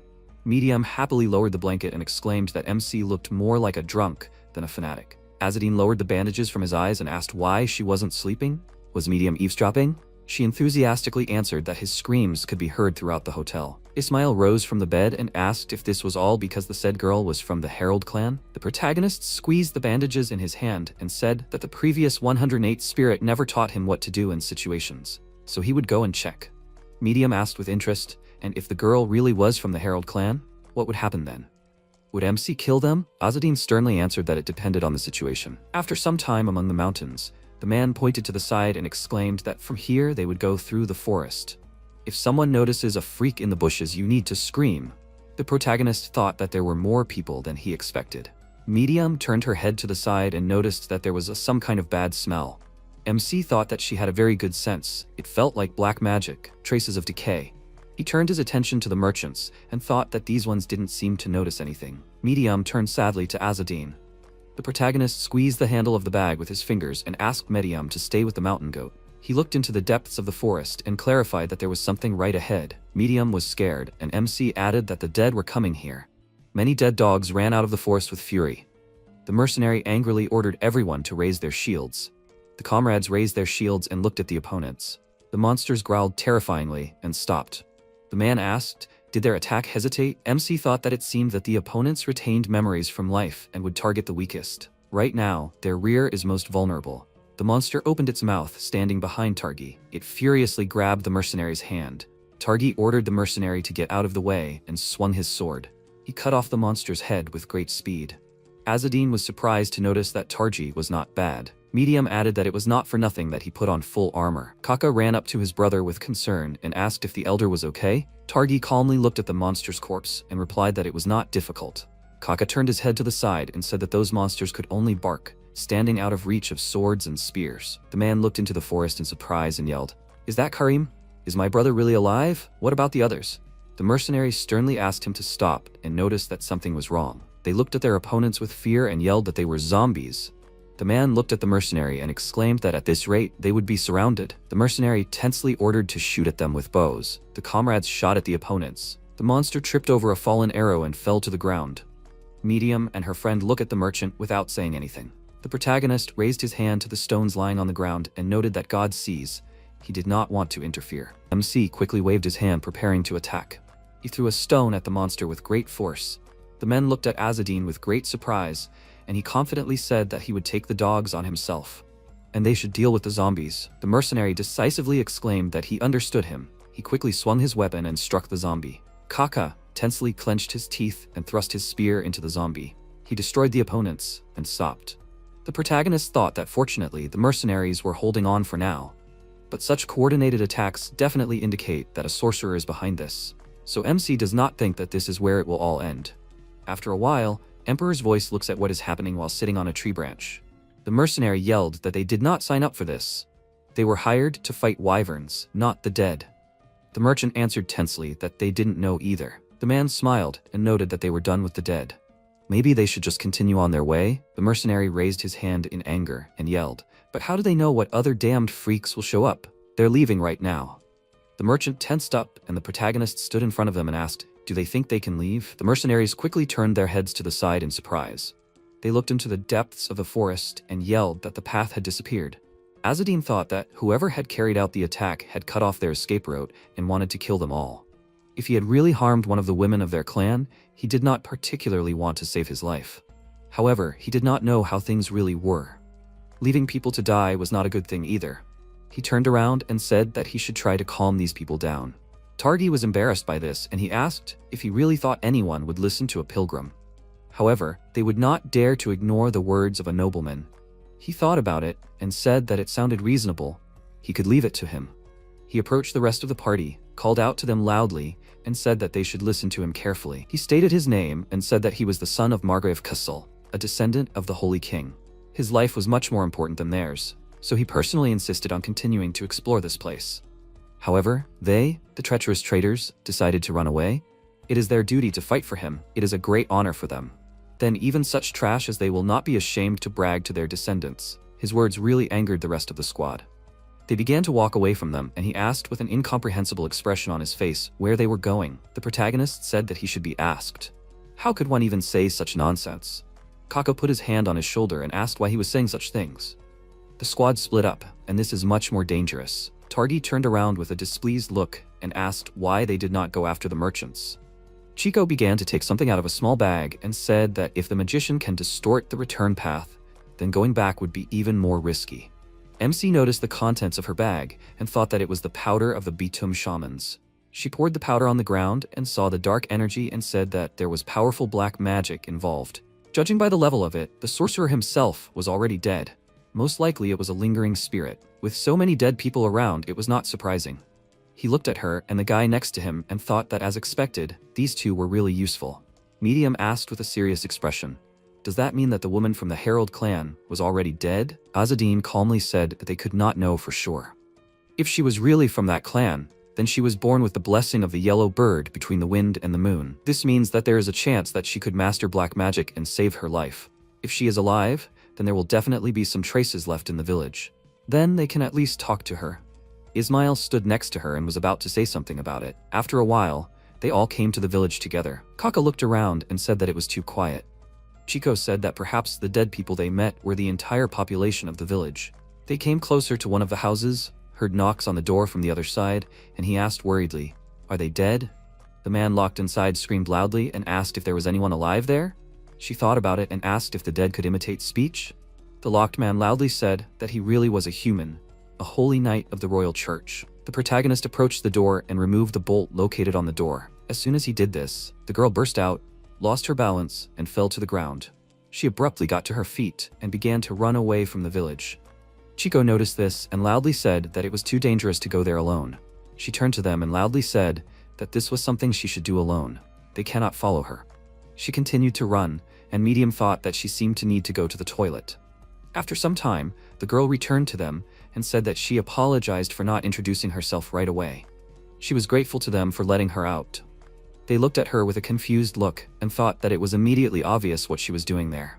She said with a smile that her name was Maya. She was a representative of the Diocese of Salasma. This attracted the attention of MC, and he thought that this was the elite of the royal church.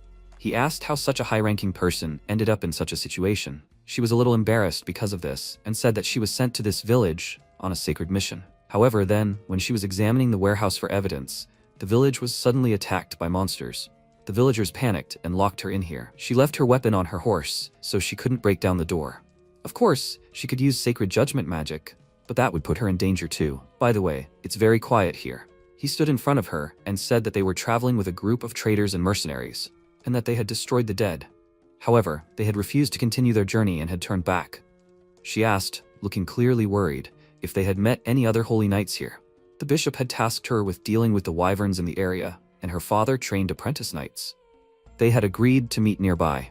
He asked if her father was also a holy knight.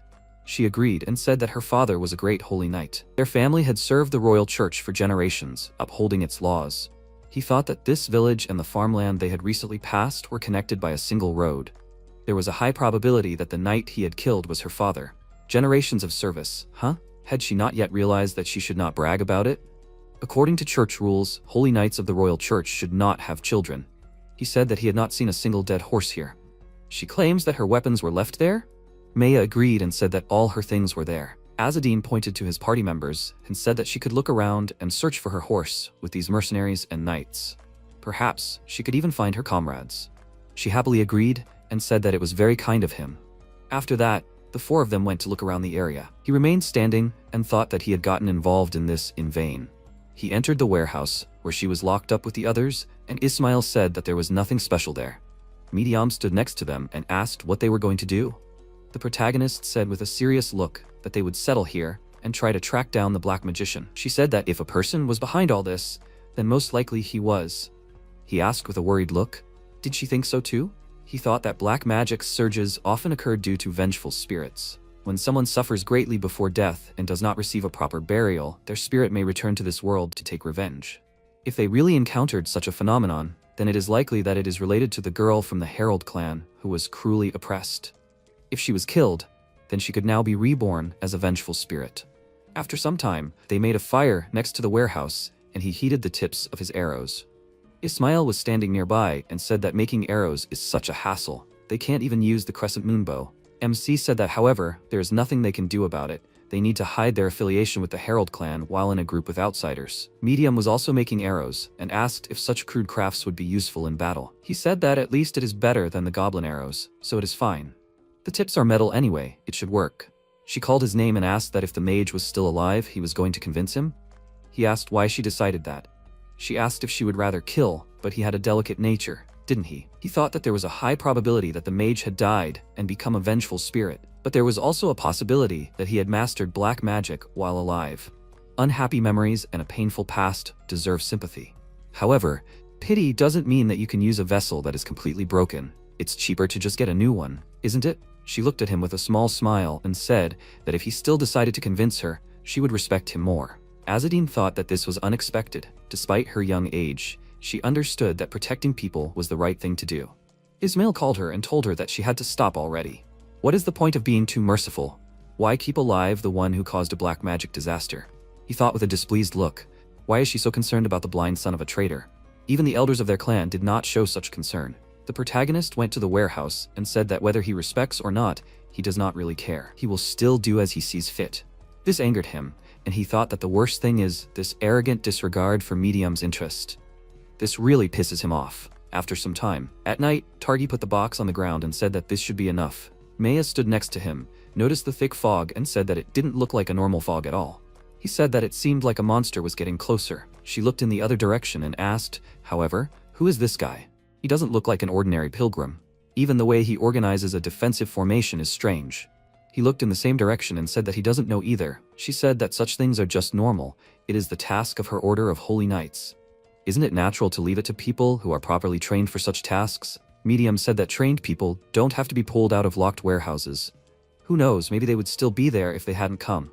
She was very indignant because of this, but still agreed and wanted to object. Suddenly, they all heard some sounds and abruptly turned to one side. They noticed a crowd of dead people walking towards them from the forest. They also heard someone laugh loudly and tell those people that they were very funny. Right after that, they saw a huge wyvern fly out from behind the forest. MC looked at the monster and asked, was it the one that destroyed the village? Wasn't she from the Herald clan? The wyvern looked at him and asked, how did he know that? He said that the merchant told him.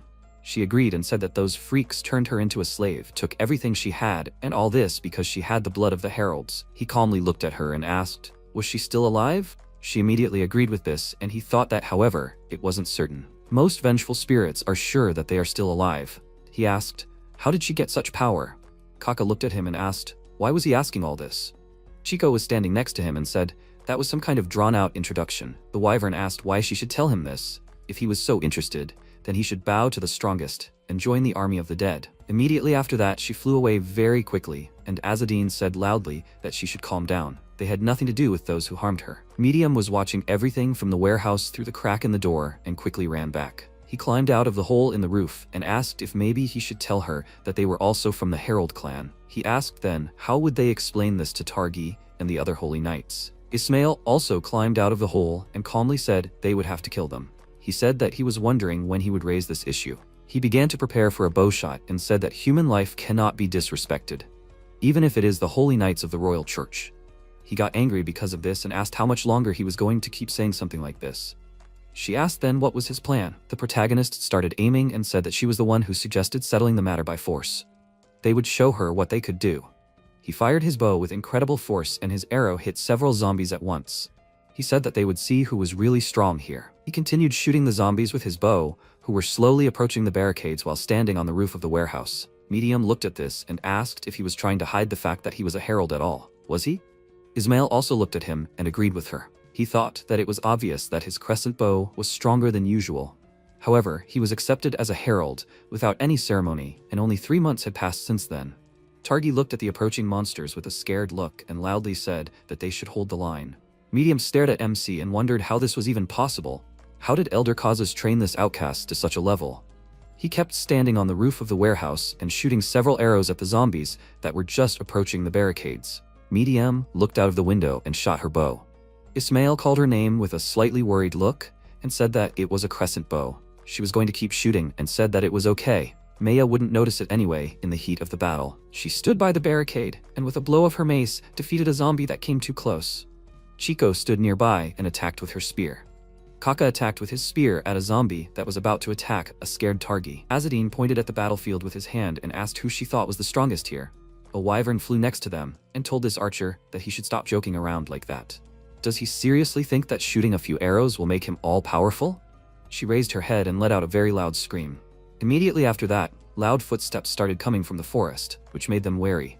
A crowd of bears came out of the forest, which also became zombies. The knights were very surprised when they saw them and looked at it with a shocked look. At the same time, the wyvern let out another scream. Other monsters flew to her, and she thought that she knew that holding back was a stupid idea. She should have released the entire army of the dead from the very beginning. The zombie bears reached the barricades very quickly, tried to attack them with a bow, but his arrows did not damage them. They continued to advance and broke the barricades. The protagonist was a little worried about this and thought that this was too much. He noticed something and immediately jumped to the side, and the wyvern tried to attack him with its tail. Because of this attack, the roof broke and he fell down. Medium turned to him and with a small smile said, "Welcome back." Ismail looked out the window and saw a bear walking towards Targi and said that this situation looks dangerous. He looked at the monster with a scared expression as it swung its paw.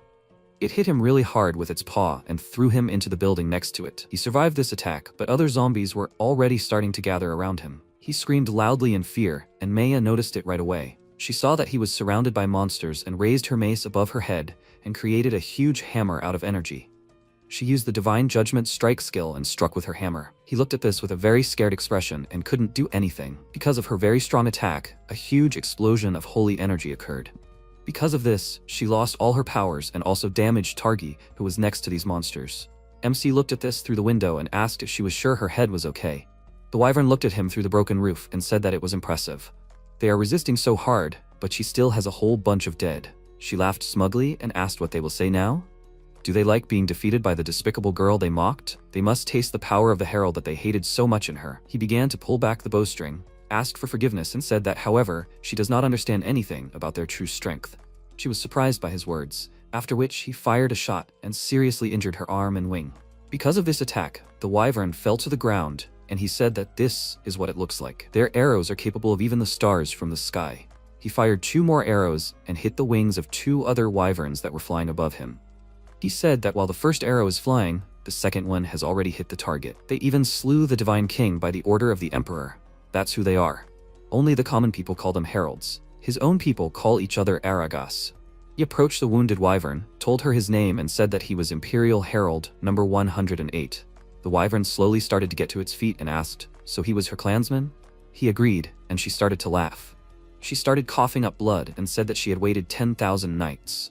A girl came towards him from the forest and said that she had been waiting since she was a child, all this time. She hoped that one day the heralds would arrive and save her from this nightmare. However, no matter how long she waited, no one ever came. He looked at her and thought that from the looks of it, she really was dead. Although it seemed like she herself had not realized it yet. He said that he was sorry. She had suffered so much alone, enduring insults and humiliation for belonging to their clan. She became very angry, released dark energy, and asked loudly, what was the point of apologizing now? This body is already decaying and her soul is consumed by the magic of darkness. She will just kill them all. Let it at least dull her pain. Azadine took a deep breath and asked where her children were. She looked at him with a displeased look and said that it was as if she wanted them. These freaks did this to her, and the children are just their vile offspring. He said that, however, the blood of the Aragas flows in their veins. They will suffer too. 10,000 knights like her, and maybe even more. They will be humiliated and will hate their clan as much as she did. If she does not want to pass on her pain to her children, then she should retreat and tell him where the children are. In the name of Emperor Eslad, he swears to find and save them. She was surprised by his words and asked, will he save these children? He agreed, but she didn't believe him and said it was impossible. He should shut up. He said that maybe their clan had always done what others thought was impossible. It was, it is, and it will be. Even though the Vibrays people despised them, their faith had not lost its light. The others looked at them from the side, and Ismail asked, so he started telling her about faith? Medium stood next to him and said that it was a white lie. She wondered with a serious expression if this faith even existed. It seemed to her that it was just a curse that forced them to act. They had all long ago abandoned honor, only wealth and power controlled them. Even the founding families were mired in greed. If they restored the Holy Scripture and thus broke this curse, the clan would definitely use their superiority to take back everything that was taken from them, to repay the Vibrays people for their oppression in the same coin. It is a vicious circle where the strong humiliates the weak. Surely this promise is also a lie. However, why does everything he says seem so convincing? The girl listened to him, stopped emitting dark energy, and said that she surrendered. This surprised and delighted the others who heard it. She remembered how she used to be in the dungeon and shivered from the cold. However, as soon as she reached out to her child and he took her finger, she was very surprised. She began to cry, hugged her child, felt warmth, and thought that he also had no one but her. At this time, she fell to her knees, began to cry, and said that she believed and relied on his valor. She asks him to save her children, whom she will no longer be able to hug. Ismail looked around and said that the black magic began to dissipate. They also noticed light energy in the air, and Medium said with a joyful look that a person can really be saved by the power of conviction. The protagonist knelt down, took her hands, and said that he promised her to do it. How many children did she have, and does she remember where they were sold? The girl agreed and said that she found some clues and hid it in the warehouse so as not to forget. He asked how she learned black magic. She said that she learned it from a magic book that whispered to her. It introduced itself as a page from the book of the Divine King. He was surprised because of this, but suddenly someone said loudly, "A yellow bird between the wind and the moon, the flame of an autumn field." Someone attacked this girl with magic, and she screamed loudly in pain. He was worried about what happened, and when she fell, he caught her in his arms. The person who did this called his name, laughed loudly, and called him an idiot. The red-haired girl with a scepter who came with the archers said that this woman was not from their clan at all. Right? He doesn't have magic, that's why he didn't understand it. MC stood up and asked who she was. She said that her name was Calypso. She was the 106th herald of the clan. As he probably already understood, she was here to exorcise the vengeful spirit and get a page from the book of the Divine King. He asked why she came here at all. This was his area of responsibility. She said with a smile that it was only in words, that he was in no hurry to do his job. She heard that he couldn't even control his subordinates properly. In that case, what was he so unhappy about? He looked at them and thought that this was why the faces around her seemed too familiar to him. These were the same idiots that Medium had scared in the village near the station. He picked up his bow from the floor and thought, did that mean they had conspired with her to attack them? The spirit had disappeared. Now it was a most ordinary corpse. However, they did not finish the conversation. Calypso walked towards him with her squad, called him an idiot, and said that this woman was not marked with a yellow bird, which meant that she was not an Aragas. Then what was the point of all this trouble? It would have been better if he had thanked her for saving him from the problem. She took the page from her with her magic and was about to take it. Unexpectedly for her, the page began to fly away from her hands in the other direction. This page flew several meters, and Azadine caught it with his hand. She looked at him with a displeased look and loudly asked why it flew towards him. Ismail fired from his bow. The arrow flew past her face, and he read the spell, "The yellow bird between the wind and the moon may rain." Immediately after that, the rain began, which extinguished the magical fire. Calypso looked at him with a displeased expression and was about to insult him. Medium stood in front of him and said that it seemed that the page only recognized the true owner. What a delicate matter, isn't it? It's still the king's sacred artifact, right? Since she called herself Argus, she should have thought twice before burning down the emperor's lands for no reason. How can she not be ashamed to use fire in the forest when there's such a terrible drought right now? Calypso looked at her with a serious expression, called her an Edel, and told her to shut up. Does she even realize who she's talking to right now? She asked her with a displeased look. What did she just say? She said in an angry voice that she was a herald, but she was just an apprentice. Just because she was an Edel won't stop her. Does she seriously think she has the right to bully her? These words made her angry, but she became even more angry because the archers behind her back also began to express their displeasure. The protagonist asked, "Her name is Calypso, right?" He seemed to remember her. Right, she was from the party right after him, right? She looked at him and asked what was wrong with that. He smirked and called her Junior, and asked if she had a problem with the way he trained his subordinates. She smirked at that and pointed her scepter at him, and said loudly with a displeased look that she was actually higher in rank. He calmly said that, however, he became a herald earlier. Ismail looked at them from the side and thought that this was some kind of argument between old men. MC hung his bow like a belt, and said that he had other priorities right now, so she was talking to the deceased, right? If she said anything about her children, she should tell him. Calypso asked if he was still worried about that. That was Vibers' spawn, not Argus. He didn't listen to her and said that it was a real Argus. She suffered 10,000 nights because of her clan affiliation. If they abandon their clansmen, who alone endured all the humiliation just because of her blood, then they will stain the honor of Argus. Medium looked at him and thought that she did not know how to say it better, but she knew one thing for sure. This is not hypocrisy and not false. He is sincere. Argus in front of him or Vibres, he sincerely follows the call of honor. To stick to your truth even in times like these, it is like a noble form of beauty. Suddenly, Calypso along with her squad began to laugh loudly. She calmed down a little and said that this is incredible. The most despicable idiot of the clan talks about honor. She called him by name and said that she challenges him to a duel. The bet is the pages of the Divine King's book that he got and the daughter of Edel, his apprentice. She bets her rank and will also tell about the children of this woman. He must fight her and then become the 106th herald. He looked at her and asked, what did Edel have to do with this? She said with an evil grin that she wanted her for herself.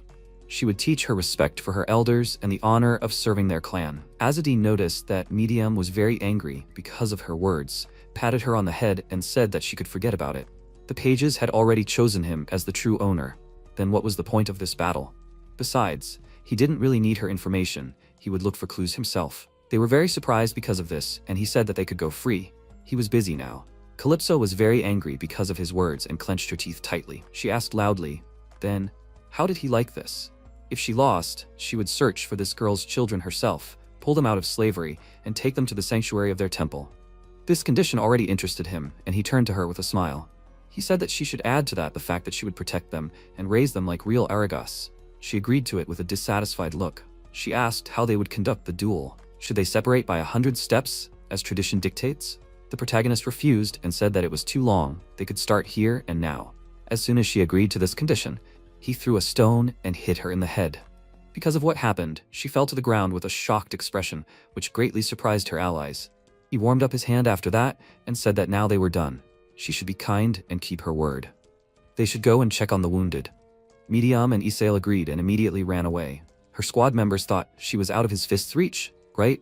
Maybe he used some kind of hidden weapon? However, when did he manage to do that? MC stood still and said that she had to answer one of his questions. She would keep her promise, right? One of the archers said loudly that a surprise attack did not count. He looked at him with a puzzled expression and asked if he really thought so. He felt sorry for her. That's why he attacked suddenly. If they had been face to face, he could have broken her head. They were very worried about this, and one of them said that they would make sure that the promise was fulfilled. He said that was great. He was counting on them. After some time, he approached Targi, who was lying on the ground, and said with a thoughtful look that he did not see any bleeding or fractures. He seemed to be fine. He turned around and asked if they could drag him to the cart. 2 archers immediately agreed to do so. Medium ran up to him and called his name. She stopped and asked if he also knew anything about medicine. He said that was not entirely true. If you look from afar, you can hardly see it, but up close everything is obvious. With experience, you can even see the bones inside. She and Ismail were embarrassed by this and asked, is he serious now? Azadine went the other way and said that there were still wounded there. He walked further and thought that the wounded were Kaka and Chico. The wounds were received in a fight with a bear. They were wearing light armor, but the damage is still serious. The injured Maya.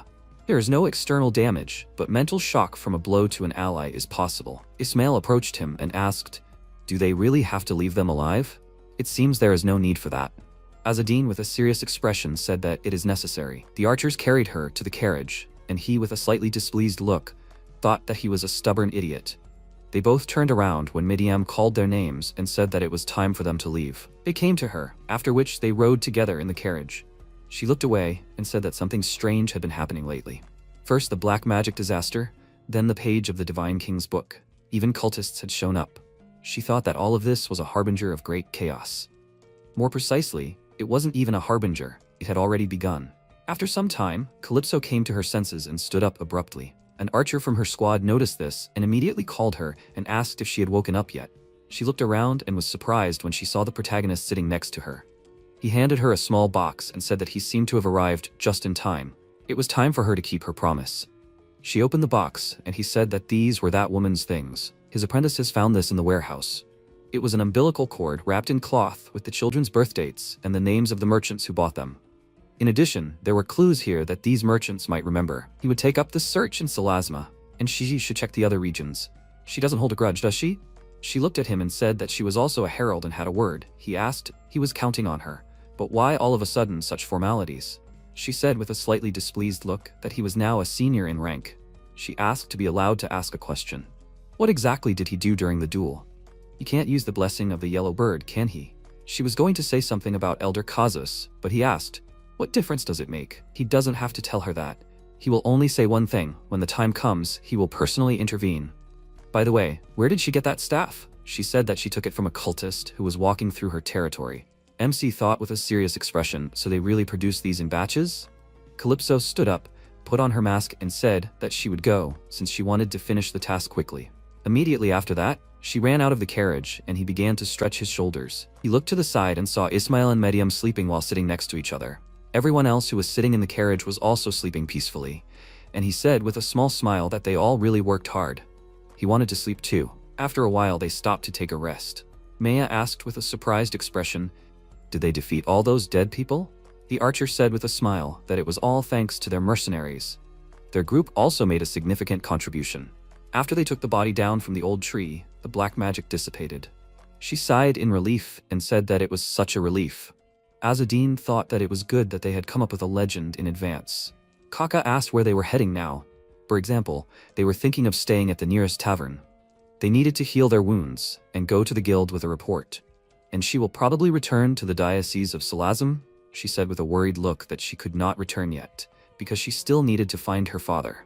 He looked at her and asked if she would leave right away. She agreed and said that she had thought it all over and it was time to act. See you later.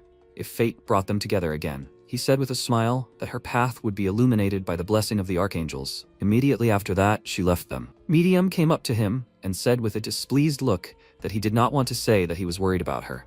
He said with a calm look that it was not about that. He thought that he simply hadn't heard the Emperor's voice since the morning.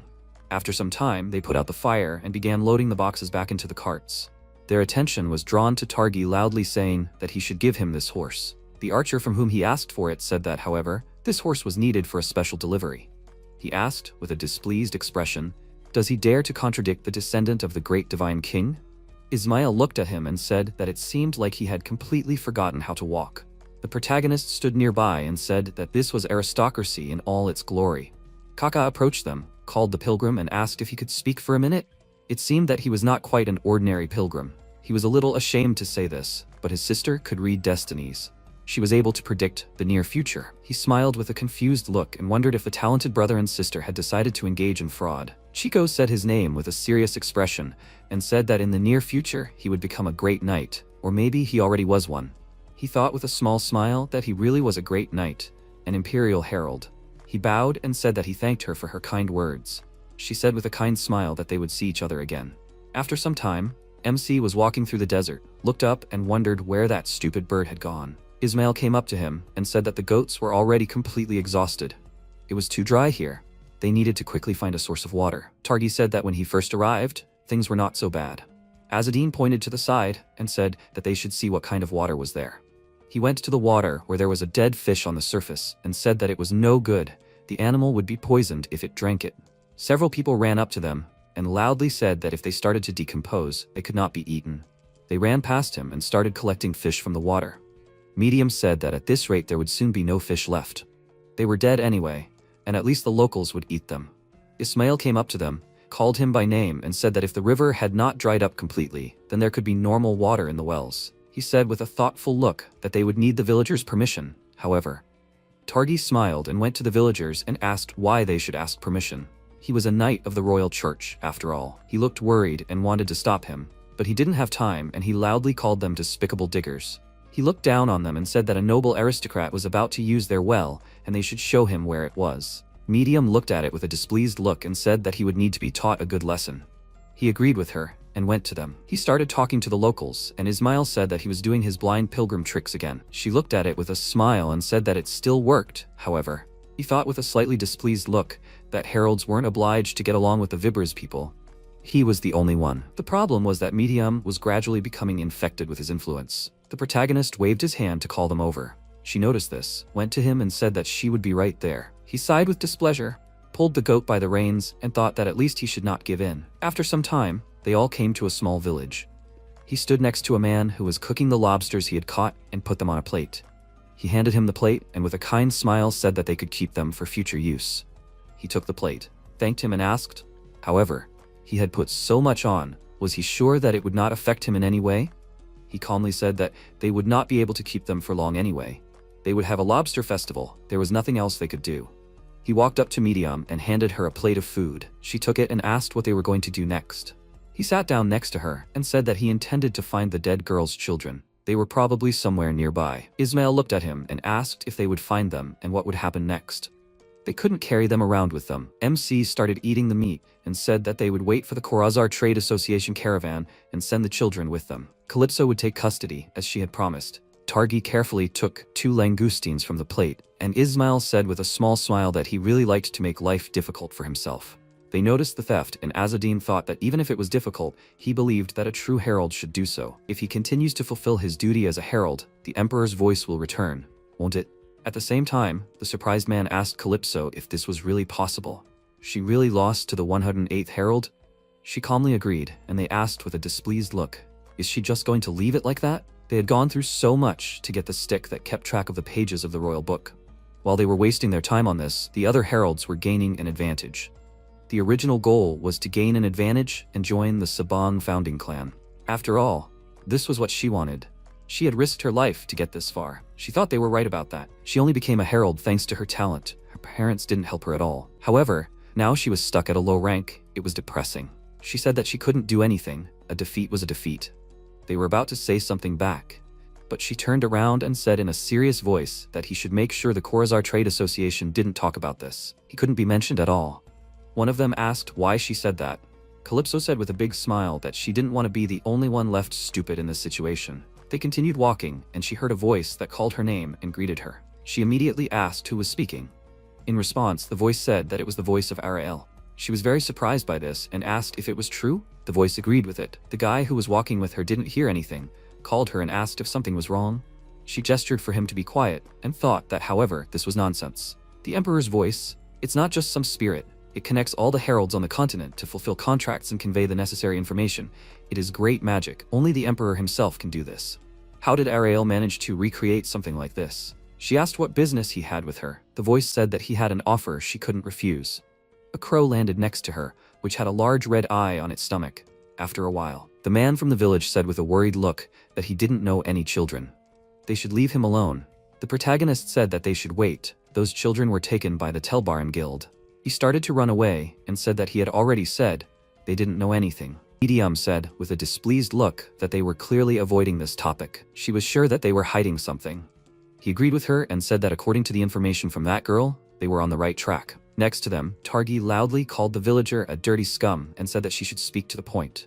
They dared to refuse an answer to the descendant of the Divine King himself? The old man said that they only had one person who traded with the Telbaran Guild, that was the baker. He pointed to a building and said that they needed to go to that house with a chimney. Medium said with a smile that it looked like they were going in the right direction. Maybe they should go there straight away? MC agreed with her and went there and said that the child was barely 8 years old. He hoped that she was not badly hurt. It was unlikely that she was forced to do anything except chores. After that, the baker was holding a bloody whip in his hand. heard a knock on the door and asked, "Were those customers?" He opened the door and asked with a serious expression, "What did they want?" He and his squad looked behind him and saw children sitting on the floor. Targi approached him and said that they were looking for someone. Azzedine handed him a note and said that they needed a girl about 8 years old. Here are her descriptions. He looked at it with a serious expression and asked why they were even looking for her. Targi looked at him and asked, what did it matter to him? Why did he even have to explain this to him? He was worried because he was a knight and said that he was not that interested. He looked back with a slightly worried look and said that the thing is that she died because she was very weak from the beginning. He pointed his finger at the door and asked, "Then who are all those children in the back room?" He said with a smile that they are orphans. He takes in those who have nowhere to go. He feeds them and gives them work. That's all. He asked with a displeased look. Is that how he started talking now? The protagonist asked how that girl's funeral went. The baker looked at him and asked, "What kind of stupid questions are these?" He turned to Targi and called him by name. He immediately understood and agreed. Immediately after that, he walked up to him and kicked him really hard in the stomach. He grabbed the baker by the hair and with a scary expression said that that girl's parents made a deal with powerful people and they came to get her back. The least he can do is tell me where she was buried. He looked at him with a very scared expression and said that he dumped the body in the river. MC looked at him and asked, is he crazy? He thought that explained everything. He buys children for a small amount of money and then uses them as he pleases. If they die, he just dumps the bodies in the river wherever the current leads. In a world where death is common, they don't even count, but to commit such atrocities? Ismail called his name with a sly smile and asked what he would do in such a situation. He pointed his finger at the baker and asked if he would kill him. Then what will happen to those children? Will they save anyone and everyone, even if they are not from their clan? Anyway, this freak was trading with the Telbaran Guild. Saving their goods and handing them over to the Khorazar Association will cause a conflict between the two trading guilds. He doesn't think the Khorazar Association will thank him for that, does he? He thought that, although the Khorazar Trade Association favored the heralds, they were primarily merchants. Even if a herald asked them to take custody of children outside the clan, which could lead to conflict with other trade associations, they would not risk it. He said with a smile that such a problem could not be solved with compassion and justice. He asked him to share his wisdom with him. Azzedine leaned over and asked with a puzzled look, had he always been like this? Medium said that she was not sure about that. It usually did not come to this. He said with a small smile that he was still chosen as an apprentice. His thinking was correct. He was about to say something about this, but Targi interrupted him by loudly insulting the baker and hitting him in the face. He began to kick him and said loudly that his brother swore to protect these children, and because of him, his oath was now worthless. For this, he would turn his face into mush. He looked at it with a confused look and asked, "When did they manage to become brothers?" He said loudly with a wide smile that he didn't have to worry. They could put the kids in his mother's mansion. She still needed servants, and the conditions there were better than here. Medium said thoughtfully that she found it hard to believe. Sometimes even trash could be useful. The protagonist said that everything was resolved in a very unexpected way. After some time, thanks to Targi's persuasive methods, the transfer of the kids was successful. All that was left was to send a message to the Khorazar associations so that they could deliver them to the Baroness's estate. When night fell, they started to leave, but two men recognized MC and called out his name. He turned to them and one of them asked, didn't he recognize them? The seniors were very kind to him after all. Medium looked at them with distrust and said that they didn't look like heralds. One of them took out his sword with a big smile, pointed it at her and asked, so she doesn't know, right? He called out loudly to Azzedine and said that he had been demoted and was no longer a herald, so he should be kind enough to follow them. He looked at them calmly and asked, had they drunk too much mead? They said with a serious look that this was no joke, they had received an order from above. They could not talk to him, but just grab him and drag him. He agreed and said that they would bring him and become heralds themselves. He looked at them and asked, so that's what they were doing all this for? Was it worth drawing swords in a peaceful village? He handed the staff to Ismail and said that he should hold on to it for now. This was just ridiculous. He would have to beat the details out of them. The man asked with a wide smile, did he remember how he cried every day after fights? He got into a fighting stance and said that of course he remembered it. He also remembers how they covered the upper part of his face and tried to kiss him because the lower part reminded them of Arael. This disgusted everyone, and he said that he felt sick, even saying it out loud. They could definitely use a couple of good hits. The two of them started running towards him very quickly to attack with their swords. They attacked him at the same time, but he easily stopped their attacks with his hands.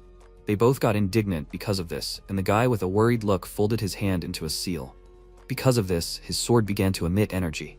The protagonist took a deep breath and cast a spell, Yellow Bird between the wind and the moon, Kaza's style. Because of this, lightning struck next to them, and they were thrown back. They were both surprised by this, and the man thought that he had never been able to cast magic before. How was that even possible? He said that they must not die too quickly. Although, one survivor would be enough for him. He noticed the energy emanating from him, and said with surprise that it was the twilight glow. They ran up to him at the same time and kicked him, but he disappeared at the last moment. He appeared behind them and kicked one of them very hard. Because of this attack, they were both thrown back very hard and crashed into the wall of the house. They fell to the ground and complained of severe pain. The man looked at him with a worried look and thought, did he use twilight right after twilight glow?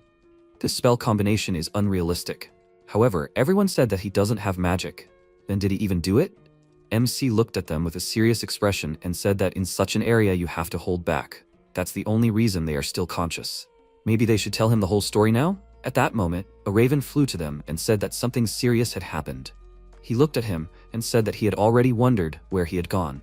However, why was he speaking through an intermediary? The Emperor's voice said that the council had expelled him, and that was not all. A curse of service had been placed on him. They were all very surprised by what Azzedine had heard. He thought that a contract of service was between the Herald clan and the Emperor. He was obliged to serve faithfully, otherwise a terrible curse awaited him. If the clan leader and elders decided to apply this to someone, it meant that he was doomed to die. He had to conceive a descendant before that. He asked with a serious expression, was a curse of service placed on him? The Emperor's voice said that it would activate within a year. He carried the herald out and would die, like his father, Aker, before him. Targi looked at him with a shocked expression and asked, is he really going to get pregnant? How is he even going to give birth? This is some kind of nonsense. How can a man give birth? Then who will be the father? Wait, or should I ask who will be the mother? Medium covered his mouth with her hand, and the protagonist grabbed his head and loudly asked, what the hell is going on? Why on earth would the Emperor curse him? The Emperor's voice said that it was not he who assigned this punishment, but the first leader Harkonius. There is something else, but he has no right to talk about it. He looked at him with a displeased look and said that he should tell him this. The Raven said that the Emperor's voice is a charm created to transmit certain information through an intermediary. This magic allows artificial spirits to exist in this world. However, talking to him after demotion literally devours his existence. The man thought in surprise, does it mean that the Emperor's voice breaks the rules because of compassion for him? All this just to talk to him? That he deserved this at all? Targi asked, so he was some kind of chosen one. MC said with a displeased look that all this did not change the fact that he would have to give birth and die because of that curse. And in a male body it was, to put it mildly, unnatural. He was doomed to die, but he still admires his merits. Two men asked loudly with displeased looks, how dare he? The Emperor's voice, it is his will. He said loudly with an angry expression that they should all shut up. He actually has problems here. Do they seriously think that he cares about formalities and norms of decency now? Targi asked quietly, is this even possible? Ismail said that he was born like this. To be honest, it probably really is possible. A curse is a curse for a reason, it will not be normal. Azzedine said loudly that he had better answer his question. The herald of the clan works hard abroad, but suddenly curses fall on him. What do you even understand? One of them said that it was because his twin sister, Arael, killed Elder Kenahan. She stole all the pages of the Divine King's book and escaped. She betrayed them. Ismail was surprised by this and said that if this was true, then it would be obvious where this curse came from. The protagonist asked if she was the traitor. Then what did he have to do with it? The guy asked if it wasn't obvious that they were in cahoots. He became even more angry because of this, and asked loudly if he was kidding him now. In fact, she was the one who disfigured his faces with scars. Why on earth did the elders think that they were in cahoots? He asked with a worried look how they even knew what kind of relationship they had. The man said that from what they had seen, she was always pestering him and taking care of him. He asked with a displeased look if he had received any benefits when things got better for her. He grabbed both of their clothes and loudly said that she treated him like a nuisance. She tried hard to make him look like an idiot who couldn't do anything, so that she could hide him away. They were the ones praising her, calling him the second Harkonius and the pride of the clan. He just escaped from a freak show. So what was his fault anyway? Why did he get the death penalty because of her? His allies looked at him from the sidelines and thought that he really had serious problems. The two men looked away with a confused look, and one of them asked how they could know that. He pushed them, causing them to fall to the ground, and started laughing loudly. He asked with a wide grin if maybe he should start killing everyone in the clan then? Since he was such a villain to them, why not start causing real harm? They looked at him with worried looks and realized that they were first in line to be killed. They loudly asked him to stop and said that he should first go to the chief and elders and demand a review of the decision. In the entire history of the clan, only one person has actually died from the curse of service. This means that all is not lost. MC slapped him really hard in the face and loudly told those idiots that this one person is his father. Are they deliberately making him angry? After some time, they came to the carriage where the rescued children were put, and he said that his only way to survive was to beg the elders to reconsider this decision. A badly beaten man approached him and asked if he was going to the chief anyway.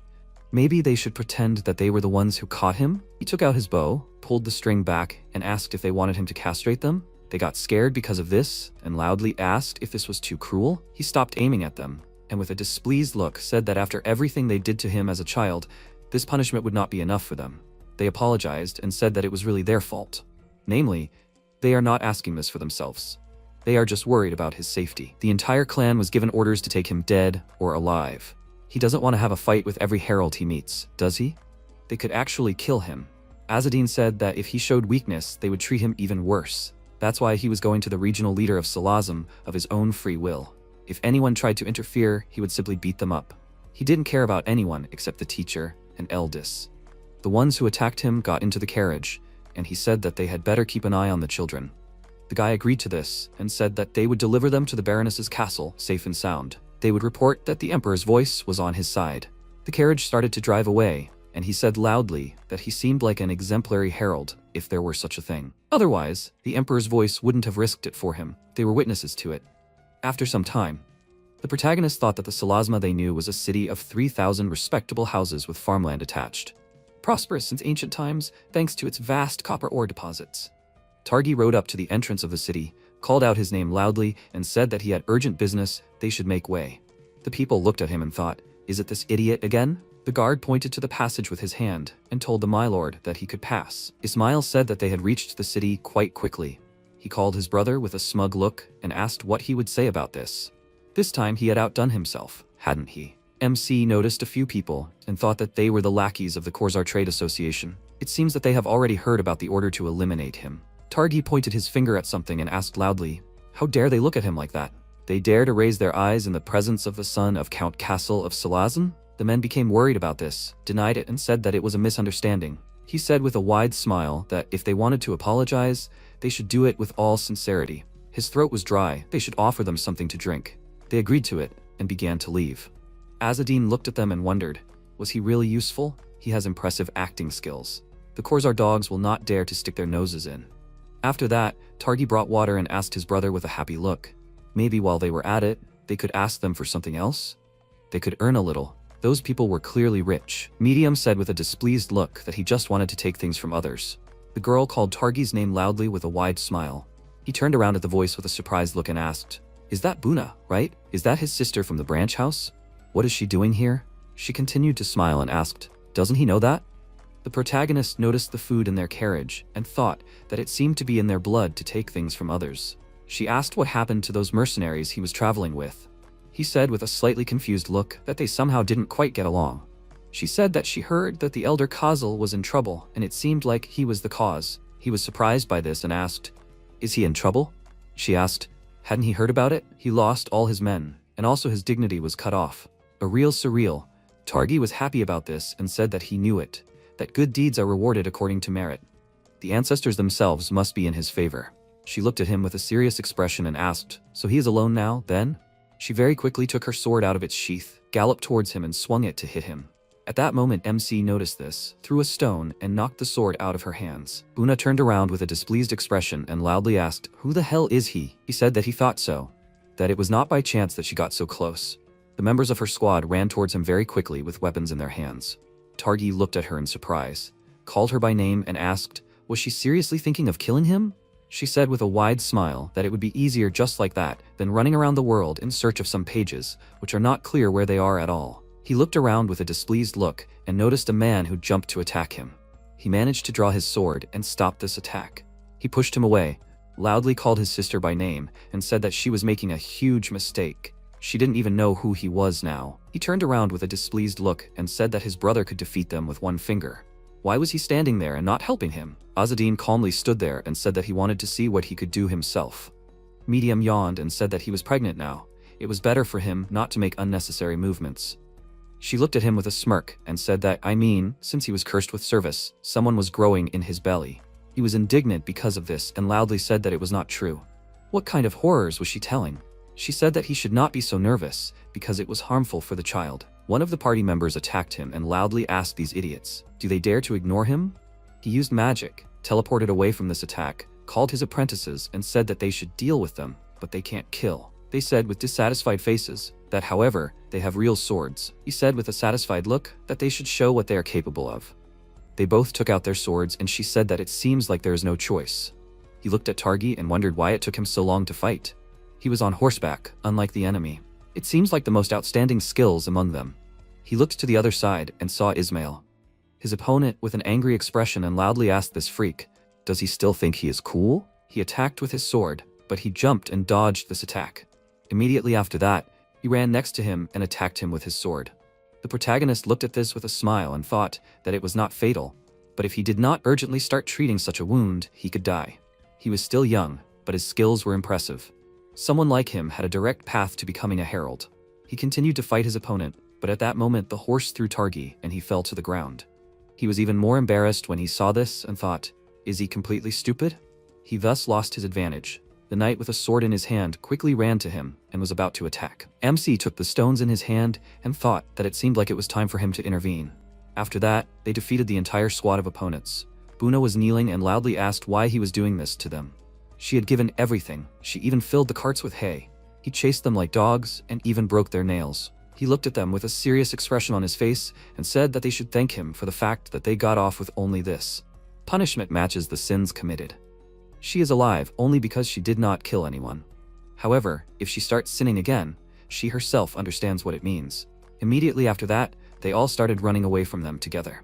Targi looked at this with a displeased look and said that she was such a rotten person since she tried to kill her brother in the race for the inheritance. However, he did not hope to get along with her. Azzedine said that he thought the inheritance was generally secondary. Medium said that he had started having mood swings, but everything was fine. He would feel better soon. He did not have to worry. As her mother told her, physical and psychological ailments are completely natural during pregnancy. He got angry because of her words and said that he was fine. He told her so. The curse of service has nothing to do with an ordinary pregnancy, so nothing like that will happen. Last time, they just sold off the silver candlesticks stolen by the mercenaries. Right? Ismail asked. What is the point of all these adventures now with the aim of returning what Buna stole? He said that back then, he did not have the opportunity to do everything himself. There were too many mercenaries. Besides, except for the candlesticks, there was mostly fittings, and refugees only find that a burden. He is one of those who prefers to act according to the situation. Do they have any problems because of this? He said with a displeased look that he simply did not understand him, because he was strange. To be honest, even robbers and collectors are easier to understand. The protagonist said that he seemed to understand a little what he was talking about. He looked at him with a surprised expression and asked, did he understand him? Targi looked ahead and said that they should shut up. Representatives of the Order of Salvation were directly ahead. He noticed a flag with a three-winged wheel and said that this was definitely the Order of Salvation. It was so impressive. He was very happy about it, and Medium said that she, of course, knew that he admired them, but not to the same extent. Ismail agreed and said that they were still the Vibrise people, and their reputation was, to put it mildly, not good. She quietly asked if it was worth sharing rumors with him, or was it still not worth defamatory of someone's idol? He asked. Had she also started to watch her words? She asked with a confused look. It's just that pregnant women don't need extra stress, right? He was embarrassed because of this and said that she was too fixated on this. MC turned to them with a displeased look and said that she was the one who was causing him the most stress. She was surprised because of this and asked what she did. He said with a smile that he believed that his demotion was a step of desperation of elders scared to death. He would meet the regional head and everything would be resolved with a curse. He thought that he had collected 2 pages of the Divine King's book and 3 gold coins in a short time of wandering. It seemed to be a record even by the standards of heralds. This was a weighty argument. They don't want to kill him just for some pages, do they? However, even if they hate his humble person, it's not worth it. After some time, Targi asked with a displeased look, he is an aristocrat, why is he doing menial work at all? Medium asked where Azzedine went. Ismail turned to her and said that he went to the Order of Salvation. By the way, did she get the blanket? She said that she borrowed it. If she doesn't return it, she will burn in hell after death or be reborn as a herald. They looked at her and asked, is she telling the truth or just joking? This or something else, this is incredible motivation. She noticed the protagonist and asked, did he go for free bread? They already have normal food. He agreed and said that he was just curious about what the Order of Salvation was handing out. Besides, this bread is not free. He paid for it. She was very embarrassed by this and asked, did he pay the order of salvation? He said with a cheerful look that he even asked to leave him a company seal on a separate piece of paper, but they refused. She called him by name and said that she understood that in the books they were portrayed as heroes, but in reality they would tear them apart as soon as they found out that they were heralds. He said with a smile that there was nothing to worry about. Even if he was punished or killed, it would not change his faith.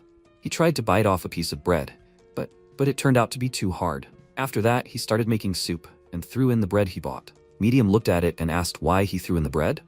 After all, it didn't look appetizing now. Besides, it smelled like sawdust, just like he said. He said that she should stop being picky. It just needs to be boiled for a bit, then it will be edible. This bread was prepared by the Order of Salvation for the unfortunate refugees. He took it just out of curiosity. He couldn't throw it away now. Several hungry children came up to them and said that they were asking him to share in the name of the merciful archangel. They hadn't eaten for 3 days and were very hungry. She looked at them and asked, what about the bread that the Salvation Order was handing out? The children said that it was only given to adults, and children were told to join the order. MC handed them a plate of food and said that they should eat it. Targi was confused by this and asked what he was doing anyway. So he worked, but these dirty beggars were going to eat? Didn't the Salvation Order take care of the charity? He calmly handed them the plate of food anyway and said that he was not a refugee. You could say that he took what was meant for them. You could say that he was making amends. One of the children looked at the group of people standing behind them. He noticed this and thought, so the refugees were forcing the children to beg? He said that he would give them a couple of extra portions. She was happy about this and immediately thanked him. 2 men approached them and said that this was very noble. The old man took off his hood, called him by name, and asked why he was walking around so openly when the clan declared a hunt for him. Azzedine called him the regional leader of Salazm and wondered, did the one they were looking for come to them on his own? The man who came with them said that he should show respect. To him, he is a master. They had heard rumors that he attacked their people. He took in apprentices and is having fun with them, right? He did not pay attention to this and thought that this old man was a high-ranking member of the founding clan, Sabang. Derek must have told about them. The old man calmly said that they should remove outsiders from here. The protagonist was sitting quietly on a log called Targi and said that he should scare away the locals. He immediately stood up and said loudly that this old man likes to feast on children. Whoever is nearby will become his dish, so they should run away from here. Ismail came up to him and said that he is also considered an outsider and should leave here. After some time, they were left alone in the tent and he thought, is this the sound of the harp? Is it so that they cannot be heard? He said that this is a technique befitting nobility. The old man said that he should shut up. Is he already barely holding back from killing him right here? If he were not in a crowded place, he would have done so. He calmly asked, does he have so much free time? It is unlikely that Ariel herself started the conversation. Isn't her search a priority? He got angry because of this, banged his fist on the table and asked loudly, so is he still in cahoots with her? MC calmly said that it was not like that at all. He should reconsider his demotion. He was not on her side. The old man looked at him suspiciously and asked why he had to do this at all. He knew that he and her had not gotten along well, but this could very well be an elaborate scheme to deceive everyone. He smiled and said that it was ridiculous. He really thought that he could help her in any way by working for the clan? Everyone looked down on him here. The old man gritted his teeth in anger and thought, did this mean that he had to humiliate himself? He asked with a serious expression, even if he was not with her, why did he have to petition the elders to spare him? Azzedine thought that it was because it was the right thing to do. A young clan member and herald would die on false charges, and the regional leader would simply look away? He put the cup on the table and said that he was still her blood brother. This leaves much to the imagination. Besides, if the elders and the chief suddenly reversed their decision, the clan's entire authority would collapse. They couldn't afford to undermine discipline and hierarchy in such difficult times. The protagonist covered his face with his hands and asked, so his demotion would somehow miraculously save their honor that Ariel had tarnished? That was fine. Then he wouldn't resist. However, they would revoke the order to capture and kill him and promise to lift the curse within 6 months. They had to come to a written agreement. The old man was outraged by this and asked loudly, how dare he? His word should be enough. What papers were he talking about? He became very angry about this and said loudly that his life was at stake, so one word was not enough. He loudly ordered him to shut up and said that he was constantly criticizing the elders and the chief. There had to be some sense of proportion, right? If he hadn't been hiding in such a public place, he would have killed him long ago. MC slammed his palm on the table and said loudly that this was just wonderful, then they should continue the conversation outside. The old man was indignant and asked, did he decide to challenge him? He may be old, but he would not lose to someone like him. They left the tent and he said loudly that he would kill him with his own hands. He noticed someone and was very surprised by what he saw. The girl who played the harp called him by name and said that they had not seen each other for a long time. She went to them, and the old man asked, "Wasn't she the first herald, Eldis?" He bowed and greeted her. She said that they should stop. Everyone was looking at them. The old man looked at her with a kind smile and asked what brought her to such a remote place. She said with a smile that she had heard rumors about his demotion. She could not just sit idly by. She stood in front of him, called his name, and said that she had been traveling non-stop since Aranga ever since she heard the bad news. Frankly, it was outrageous news. Azadine said that, however, it was 3 full days' journey from here to Aranga. Eldis took out a scroll and said that he need not be afraid. She had sent a petition to the chieftain and stated that she would vouch for him. This was their official reply, with the signatures of the elders and the chieftain of Hatir. They had sworn before the voice of the emperor that they would reverse his demotion within 6 months. He thanked her and said that it seemed he had caused a lot of trouble. She put her hand on his shoulder and said that it had to be done. These people were all too old-fashioned. She could not allow them to harm him without a single piece of evidence. He said with a calm smile that everything was fine. Medium watched them from the sidelines with a very displeased expression. She thought he was talking to her in a completely different way than he did to anyone else. Eldis said she hoped he would understand. These old people with their deep-rooted traditions. She extended her hand to him, and Medium continued to watch this and wondered what kind of relationship they had. She stroked his head and said with a kind smile that when she first met him with Ariel, she had many worries. Now he should see how he has grown. The first head of the Gerald clan, Harkonia. It was she who deciphered the Divine King's magical book, and with it, she unlocked the full potential of her clanmates. Since then, in the Gerald clan, violet eyes like hers were called the Eyes of Harkonia, and the owner of the eyes was revered as the reincarnation of Harkonia, the greatest of the Geralds. Therefore, Eldis, with her violet eyes, the blood of Jeddah, and tremendous strength, she was naturally recognized as her incarnation. Hatir, the current head of the Gerald clan, took Eldis as his apprentice and appointed her to decipher the pages of the Divine King's book. The gray-haired man, Hatir, is the highest authority and leader of the Gerald clan. However, Eldis turned around and said, "There, master." One of the researchers who helped with the deciphering stole the pages and died. That same traitor, Acre. The man looked at Acre's body in fear and asked, "My God, is the umbilical cord from a man's body?" The townsman grabbed his face and screamed, "Holy King!" The girl was sure it was a curse, a curse. Hatir walked up to his body and said, "Acre," so that an ordinary researcher could hide from the herald for a year. This is a great loss. Who would have known that such potential was hidden within him? Eldis took off her hood, knelt down and picked up the baby. She said that these were children born as a result of the curse of service. Hatir reached into his inside pocket and said, "That's right. Looking at this, the effectiveness of the curse is beyond doubt." The boy destroyed himself. "Eldis, she's not going to take the children away, is she? They could be Acre's reincarnation.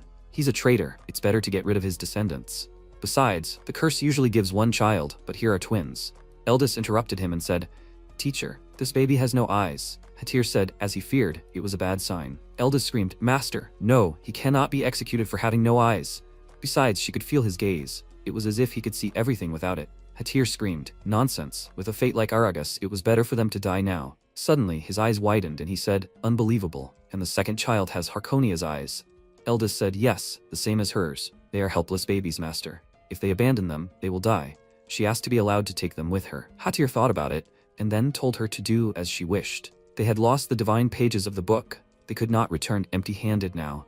But even if she sheltered them, after a while, a loud cry was heard in the shrine of Aragas, to accept the spawn of a traitor? This is unheard of. The man asked discontentedly, "What if this is an opportunity? What if the scriptures of the Divine King are reborn in these children?" Someone cried out, "That's right, they will kill them. He is sure they will turn into lost pages." Another man asked, "Is he crazy?"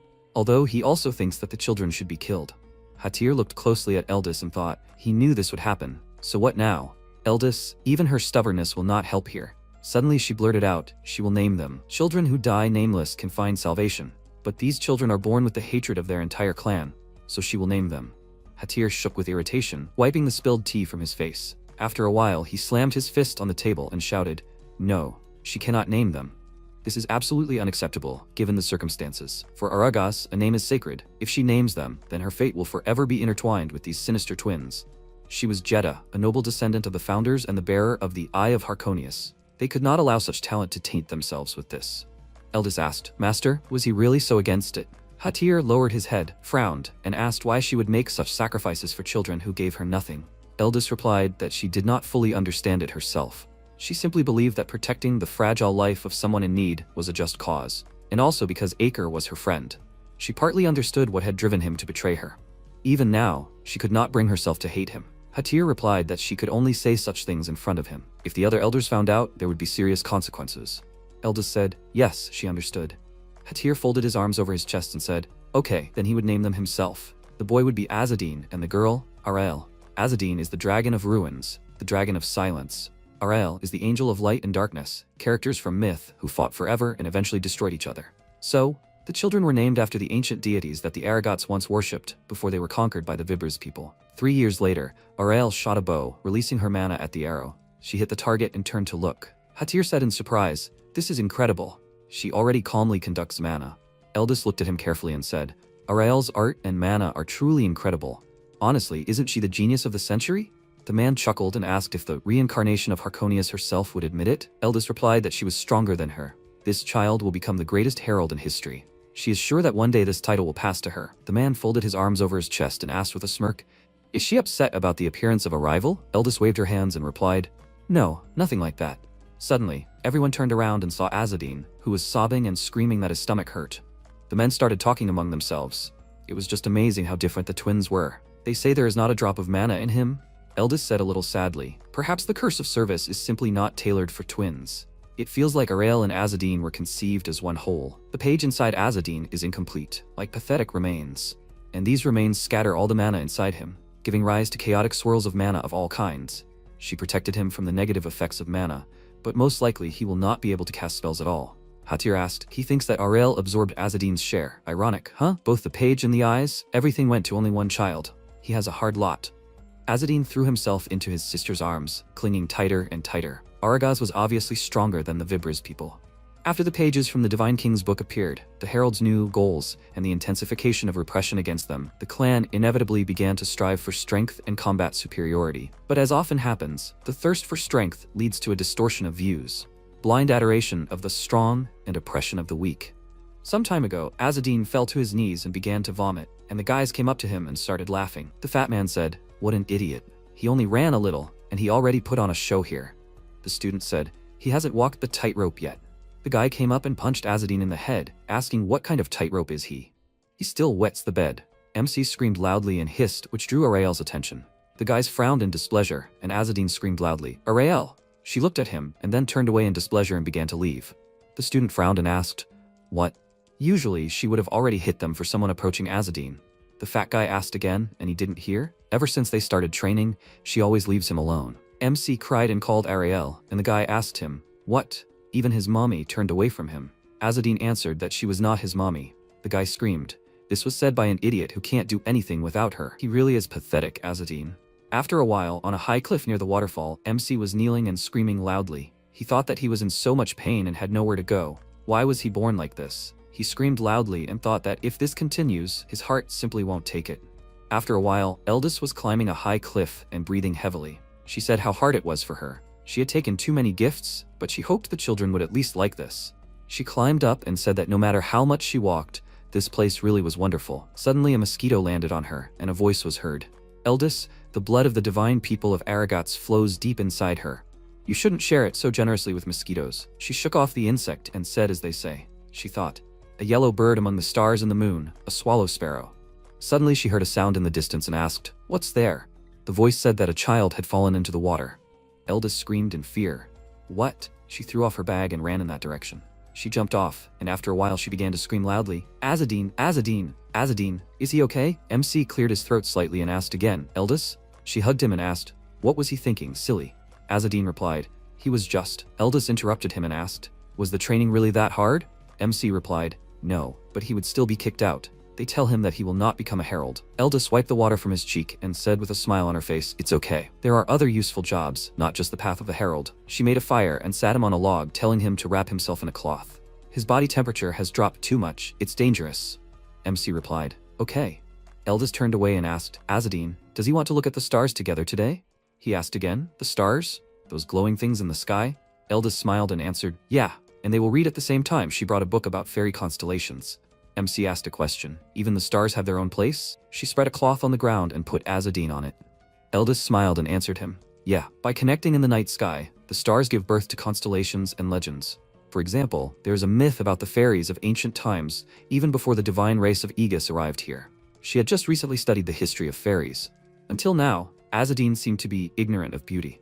Even the star-strewn sky was just an empty background for him. And only this night, counting the stars next to Eldis, the stars became painfully desirable for him. The Gerald clan holds a solstice festival every 2 summers. During this time, heralds from all over the world gather on the sacred land. Thanks to this, Azzedine got a chance to spend time with Eldis. He came to her every single day. After a while, Arael spied on them and clicked her tongue in displeasure. Azzedine was sitting on a chair and saying, "This book was so fascinating." He came to return it. Eldis put the plate on the table and asked, "The Salvation Knight's Manual. And what did he like the most?" Azzedine smiled and answered, "The 3 virtues, courage, wisdom, and compassion. It says here that if you follow this, you can learn light magic. And light magic, this is the magic of the divine king Aegis himself, right? This is incredible." He wished he could use magic too. Eldis thought, Salvation Knights, most of them are just pompous crooks. But Azzedine seemed to like them. She asked Azzedine, would he like to become a Salvation Knight? Azzedine was surprised by her question and asked, "He? But he's Aragas, and Aragas is hated by everyone. They're often told it's because they're strong. Then what about him? He's Aragas, but he's so weak that everyone picks on him. And outside the clan, he'll be hated just for who he is. Even the Salvation Knights, most likely. And his face, who could like that? He was once told that he was so disgusting that he should wear a bag over his head." He almost choked on it. Eldis interrupted him and screamed loudly, "Azzedine, does he hate her?" He was surprised by what he heard and asked, "What? No way." Eldis hugged him and said that if he started to hate himself, he'd hate her too for making him live on, and that would make her very sad. She's almost like a mother to him, isn't she? MC asked again, "Mother?" Eldis looked at him and asked, "Does he remember what the book said? If he has courage, wisdom, and compassion, then he is already fit to be a knight of salvation. All he has to do is develop these qualities in himself. He can do anything, Azzedine." After a while, the guy grabbed Azzedine, who asked to let him go. The scoundrel laughed and asked, "Did Eldis finally leave?" The fat man asked a question. Did he stick to her to make his life easier? Rat? Now it's over, idiot. Today he will die. Running ahead, the children did not have time to lay a finger on Azzedine, because Arael suddenly appeared and seriously injured him herself. A few hours ago, Arael pushed the guys aside and said, "He is so disgusting, Azzedine. He pretends to be weak to draw all of Eldis's attention to himself." MC was shaking and saying, "Arael." She looked at the object in his hands and asked, "Is this a heretical book? Where did he get that from?" Azzedine screamed in fear. "This." Arael swung her sword and cut the book, causing MC to scream in fear. What is she doing? She grabbed his hand and punched him in the face. The guys started to run away and hid behind a tree trunk. The guy asked, "What's going on here?" The fat man answered, "It seems to him that Arael attacked Azzedine." Arael asked, "Azzedine, does he like Eldis? Huh? Not as a mother, but as a woman." MC screamed in fear. What is she saying? Arael asked again, "And what is he going to do?" Unlike him, Eldis sees him as a son. Is he going to deny everything? A pretender? After all, there is only a 12-year difference between him and Eldis. She swung her leg and pushed him in the chest. She said, "And then there is her divine blood. She will be beautiful at any age. Even when they grow up, she will remain the same." And then what? He will play son too. MC thought, how can he not acknowledge and respect her? She was the one who showed him that the world can be beautiful. She is his ideal, his everything. Even if he desires her one day, he will never show it. He does not want to stain this feeling with lust. This is a promise. Arael looked at Azzedine with a mockery and ordered him to be angry. Just like that. If he decided to encroach on the noblest blood of their clan, then he must become the strongest among the Aragasi. Will he be able to do it? MC clenched his fist and swung shouting, "Arael." She sent mana through her palm and hit Azzedine in the face. She was slightly scared when she saw the blood and then frowned. She said, "It would be better for him to have a scar where his eyes were than incomprehensible flesh. Scars will suit him." She extended a wooden sword to MC's eyes and ordered him to say thank you for this. After a while, Azzedine was lying in the hut and crying. He was clutching the cloth in his hands and screaming. He would kill her. He would never forgive Arael. Suddenly a voice was heard. What a menacing kid. So he is that Azzedine, the eyeless dragon? MC asked fearfully. Who is he? The man said they say he can see without eyes. It seems to be true. That's interesting. He took off his hood and showed his elven ears. He asked the kid not to be afraid. He is the elder of Kazas. Azzedine screamed fearfully. An elf. He begged him not to eat, and Kazas laughed loudly and asked, is he familiar with the ancient tales about them?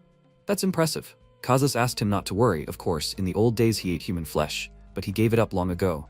And in general, more joy on your face, little one. He was chosen as a disciple of the great elder Kazas. MC asked again, what? Kazas put his hand on his chest and said that he would teach him the beauty of nature, the Kazas style. He beamed happily, and MC said, but he is not Aragas, but their art. Kazas interrupted him and shouted, exactly, he is not one of them. Azzedine asked, but what's the point then? He can't use magic, after all. Kazas laughed loudly and asked, "Kid, does he want to know the big secret of the magicians?" MC asked again. "The secret?" Kazas ran his thumb over his throat and answered, "If you cut a magician's throat, he will die." MC considered it obvious, and Kazas continued, "If you pierce the heart or break the spine, he will die too." This is exactly what the Kazas style will teach him. Azadine clarified, "Is this a power comparable to magic?" "Really?" Kazas turned away and ordered just to take a look. "He also has to persuade him to become his student? If he doesn't want to, let him not believe, and he's leaving." Azadine asked him to stop. Kazas said irritably he heard that his creepy sister beat him, and he wanted to give him a chance to break her nose. MC asked again, "Break Ariel's nose? Fight her back?" He asked to stop and take him as a student. Kazas smiled and turned around answered, "He supposes he has no choice." Currently at the table, Hatir said that 10 years have passed since then. Eldis smiled and said that when she found out that he became a student of Elder Kazas, she was shocked. And what is he like? She understands he is an elf and all that, but MC interrupted her and said with a smile on his face, "He is still an idiot and a little crazy, but overall he is bearable. At least he does not eat people." Eldis smiled and said, "What a relief." When she first heard that he was given to him, she couldn't sleep at night, worried that he would eat him. Azadine laughed and asked, "Really?" He wondered. The teacher had given up human flesh many years ago. Maybe Eldis didn't know him that well? He remembered Kazas taking out a bottle and shouting, "Sweet wormwood snacks go perfectly with booze." Hadn't Eldis recommended it to the teacher? Suddenly, Hatir sighed and waved his hand, and Eldis said, "Right, now is not the time. He knows what Ariel did, right?" Hatir said she killed Elder Kenahan and stole the pages of the Divine King's book, just like her father. Eldis frowned and asked, "But why?" She didn't understand her motive. Well, maybe she wanted to seize their power? She thought that made even less sense. The scriptures require interpretation. The more people involved, the better. Besides, Ariel is the second spirit. She would have been awarded first place for her analysis. It's unlikely that anyone would have been able to surpass her. If she really wanted to betray them, it would have been wiser to wait for the interpretation to finish. MC thought about it, but that doesn't mean she's not a traitor. Her motives are just unclear. Katir frowned and said, "Lady Eldis, Ariel is reckless, and her nature is cruel. No one knows what she'll do next." Azadine thought about it, but not everyone acts based on logic, especially those who have been raging like wildfire since childhood. And Ariel is exactly like that. After a while, they left the tent, and Ismail said, "It seems to him that the conversation is over. So this is Eldis Jeddah, the first herald? She's a goddess." Medium smirked and asked, "Is he also in love?" Ismail replied, "Not really. It was just obvious that Aegis's divine blood flowed through her. He had heard that Harkonius and the Emperor had a child together. Who would have thought that Ariel really did have divine blood flowing through her veins?" Medium asked, with displeasure. Had he seen Azadine's face? Did he understand that too? Ismail said, continuing to serve Azadine could be dangerous. She turned around and asked, "And why was that?" He replied that the Council of Elders would probably try to punish Ariel through him. Medium asked, "Didn't this order apply to their entire clan?" Ismail spread his arms in different directions and replied, "Yes, but it would be especially hard for Azadine. They would expect him to give his best, for example, to prove his innocence by killing his own sister. Ariel wouldn't have gone to all this if she didn't have a way to avoid demotion and the curse of service." Medium asked, "Did he have any idea what could have prompted her to do such a thing?" Ismail clenched his fist and looked away. He replied, "Yes. It seems she wants to stop further deciphering of the Divine King's book." Medium asked in confusion, "But why?" Ismail looked away and thought, perhaps she wants to continue her father's work. The strength of the Gerald clan is concentrated in the blood of the founders. Even if the book is deciphered, this order will remain unchanged. Perhaps Ariel, who is of low origin, wants to overturn the system with force? At this moment, Medium called out to him and interrupted his thoughts. He widened his eyes in fear and then replied, "Well, Azadine may defect to her side." Medium asked again, "Defect?" Ismail replied, "Yes, Ariel is probably recruiting supporters for her idea. Even if their relationship is tense, she will certainly try to persuade him to side with her. They are relatives after all. And the elders will try to use this." Medium folded her arms and asked if he thought the elders would try to use Azadine as a spy within her ranks. Ismail replied that it was entirely possible. Medium smiled and spoke. Now she understood what was bothering him. In order to infiltrate Ariel, Azadine would most likely discard her followers and burden, which meant they might be sacrificed in the process. But it was okay. Ismail, he didn't think she would allow that, did he? He looked at her in surprise and shook his head. After a while, Eldis came out of the tent and stretched. She said they should have at least gotten some sleep, and now it was time. The sun was rising. MC approached her and asked if she was okay. Maybe she needed to rest? Eldis turned around and replied that it was okay. Chatting with him all night was worth it. But it was time for her to go. Azadine asked where she was going. Eldis replied to Bruma. She wanted to meet Ariel. Azadine, the elders might demand that he kill Ariel to prove his innocence. Would he really fight her? MC replied, if she, Eldis, so wished, She grabbed the pendant on her neck and said, no way, their conflict was tearing her heart apart. MC spoke up, then he would try his best to avoid such an outcome. He clenched his fist and said, but if Ariel attacked herself? Eldest grabbed his hand and said, everything would be fine, she wouldn't do it. Azadine remained silent, then reached into his inside pocket and asked Eldest to listen. He had found all the pages of the Divine King's book. Eldest asked again, 2? That was impressive. MC held out the pages and asked, would she take these for safekeeping? He thought they would be safer with her. Eldest shook her head and said, no, they should stay with him. She would try to convince their allies, but some could still harm him. So let him have the pages just in case. Although carrying them around might be inconvenient. Eldest put the bracelet on his arm and activated her mana. She said, here, let him keep the pages in this bracelet. It will also help hide them from the cultists. The pages turned into mana and went into the bracelet. Eldest looked at MC and said goodbye. She hoped they would see each other again at the Summer Solstice Festival.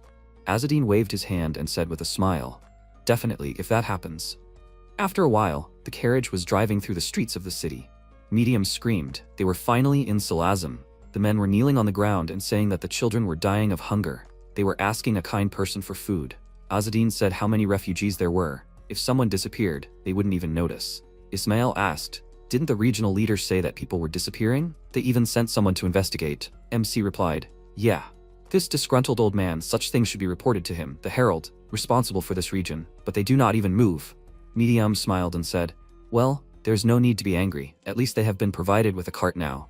MC looked out the window and asked, Targi, is it still far to his mother's estate?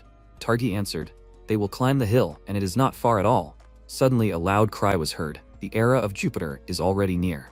As soon as Jupiter enters the ecliptic, the demon gods drowned under the unfinished building will awaken and arrange the end of the world. A man stood on the street and ordered everyone to repent, turn to the 3 benefactors and give to the poor. Medium said irritably, what a scoundrel. Azadine asked again, what did she mean? Medium waved her hand and said, he clearly does not have any prophecy about the end of the world. He's just projecting his ruined life, hoping the whole world will burn with him. MC smiled and said how cruel she is. They all do stupid things sometimes. If you don't forgive people's weaknesses, he won't move from dead center. Medium smiled and asked, would he forgive Ariel? Azadine said, if you think about it, all people are imperfect, so hating someone is completely forgivable. Ismail turned around and said, this is the complete opposite of what he said earlier, Azadine. After a while they approached the house and Targi shouted loudly, Mom! Everyone got out of the carriage, and Ismail turned around and said, Azadine, not only this one, all the passages to the estate are blocked. Targi started arguing with the guards, and then MC came up to them and asked, what's going on here? Targi turned away and said, here's the thing. They say his mom has disappeared. Azadine suggested going inside and figuring it out for themselves. Targi ordered the guards to open the gates. He wanted to see for himself. They opened the gates and everyone went inside. MC started to climb the stairs and said, Medium, Ismail. The 2 of them will search the first floor, and he will take care of the second. Targi burst into the manor and shouted, Mom, he's back. MC looked around and said thoughtfully, no one. He picked up the fur from the floor and said, that's the fur of a were-rat. Targi asked in fear, a werewolf? Azadine answered, yeah. The Mizeri cultists and their rat king were here. They are creepy idiots who feed on human flesh. Targi screamed in fear. Does he mean that his mother was kidnapped by man-eating rats? MC answered, yes, it's definitely the work of a cult. He thought if it really was them, there was almost no chance of survival. A web? In the Baroness's bedroom? Azadine grabbed the web with his hand and said that he felt magic. Targi said, for what reason? MC said that mercenary who infected him with spiders was also some kind of evil spirit. Perhaps his mother was not the most simple aristocrat. He lifted the bed with one hand and said, yes, there is a cache here. Azadine opened the lid of the cache, and Targi asked fearfully, this, where did his mother get something like this? MC said, the Spider Queen Atra is quite popular among the nobility. They say it grants the power of seduction. Targi asked, does this mean that his mother herself was a cultist, and this somehow angered the cult of were-rats? MC agreed with him, when suddenly a loud scream was heard. Azadine, he needs to come over for a minute. The guys went out to the first floor and asked, what's the matter? Ismail pointed his finger at the wall and shouted, they found a cache here. MC went to the safe and was surprised, thinking, are these 5 imperial gold coins? Even one such coin is rare. And here are 5. Coins received without fulfilling the request are valued even higher. Targi closed the safe with his body and screamed, you can't take these coins. If they save his mother, he will give this. Ismail looked at Medium and asked, maybe they will kill him. Azadine ordered not to fool around. The Gerald has honor, they are not thieves. Medium asked, what honor are we talking about, if he was demoted anyway? Targi screamed loudly, demoted? MC said, 5 imperial coins in the hands of Atra's follower, and his mother, it seems, is a much more serious figure than he thought. After some time, Targi found a piece of fabric in the courtyard of the estate and screamed, This is a scrap of the same dress that she often wore. MC said, most likely there is a secret passage under this place. Judging by the number of missing, the enemy forces are considerable. Medium said, then it is better not to go there without preparation. Ismail grabbed his head and said, but 5 imperial coins. Azadine ruffled his hair and said, well, there is a way. He equipped himself. And Medium looked at him happily and said, she had never seen a herald in full armor. Azadine said that it was perfect for fighting in a confined space. After a while, the guys went down to the dungeon and lit a candle. MC said that they were following the trail of footprints. Medium looked at Targi and thought, at least he was useful as a source of light. Suddenly, MC stopped and said thoughtfully, it seems to him that all the wells are connected to each other. Ismail looked around and said, and the tracks lead in one direction. MC ordered to be quiet with a gesture and closed the shutter of the candlestick. He sat down and thought, a bell trap, which means there is an ambush somewhere nearby. At that moment, a voice rang out, who is here? Who is there? They saw the light. Azadine said that they were noticed. He turned around and ordered Targi to try to intimidate them with his status. Targi answered, yes, right now. He cleared his throat and shouted, he is Targi, the son of Margrave Salazam. The man grinned and said, this is a valiant knight. What brought him here? Targi said irritably, he should be asking, why are they huddled here like some kind of rats? The man answered that they were just looking for a place to spend the night. Targi ordered not to make fun of him. He could at least try to hide the greed in his eyes. He swung his sword and screamed, they are filthy were-rats. The men turned into rats and laughed, saying that since he was looking for death, they would gladly fulfill his wish. Even a girl? The werewolf ordered to kill the men and catch the girl for dinner. Targi swung his sword and screamed, they are idiots. What did they do to his mother? The werewolves rushed forward, swinging their clawed paws. Targi cried out in fear, horror. The werewolves laughed and screamed, he reeked of fear. The leader ordered to kill him and take the girl alive. At that moment, MC grabbed Targi and pulled him back, after which he stepped forward and struck the werewolf in the face. He threw him back and then squeezed the handle of the mace and said, good. This is perfect. He struck at his opponents and they squealed. After a while, he dealt with all the werewolves. Targi asked, will they kill them all? They still don't know where his mother is. MC answered, that's why he beat them one by one, but no one spoke. It looks like they are just ignorant soldiers. He looked at the piece of flesh with the sign and said, the Maresi coat of arms, drawn in blood. He wondered, maybe this would come in handy if he used it correctly. Suddenly, there was a scream. Azadine. Medium pointed to the side and said, there, ahead, is a locked gate leading to the riverbank. MC answered, there is no time, they need to hurry. After a while, they got to the hatch and opened it. They went outside and MC thought, he hopes their intentions are not too obvious. But nothing can be done about it. There really is no time. Medium looked around and asked, so now they need to find the were-rats, right? Ismail replied, they are nocturnal. Maybe they should lie down and wait? Suddenly the order to repent was heard. The end is near. The era of Jupiter is about to begin. Ismail turned around and said, it's the same idiot they met at the entrance. Medium replied, he is still as loud. She asked thoughtfully, Azadine, he said that the were-rats drag people into the sewers, right? MC replied, yes. She said, then there's a high probability that their base is somewhere nearby, and there are all the possibilities to drive people away. For example, the Order of the Knights of Salvation. They have a noticeable haven and they are actively agitating the people. MC opened his mouth in fear, and then grabbed his face and said, he can't believe that it was them. Medium screamed, Azadine, let him think sensibly. He is a herald, not a knight of salvation. MC replied, he knows. It sounds unthinkable to him too. He asked to wait for him here. He was going to do some reconnaissance. After a while, he approached the man with the flag behind his back and asked for forgiveness. The man looked at him and said, a seeker of truth has come to him. He ordered him to repent. The era of Jupiter is approaching. Azadine thanked him for his wisdom and said that if he would allow such a noble fighter against ignorance, who overcomes all hardships, he would like to make a small donation. He handed him a cookie. The man laughed and said, what a polite young man he is. A just cause. A just cause. MC asked, by the way, is the aid center for victims still open? The man turned around and asked, that building? It was closed. It is old and unsafe. Now the diocese in the warehouse district is in charge of everything. MC clarified, did he by any chance go inside? He thought, no. How could he not want to? The man answered, no, he had not been there for a long time. The knights said that everything was covered in mold. The entrance was barricaded. Azadine thought, it all fits. The man said, the basement of the building, they say, is connected to the sewer. There, in the depths, there was also a large wine cellar. MC understood him and thanked him.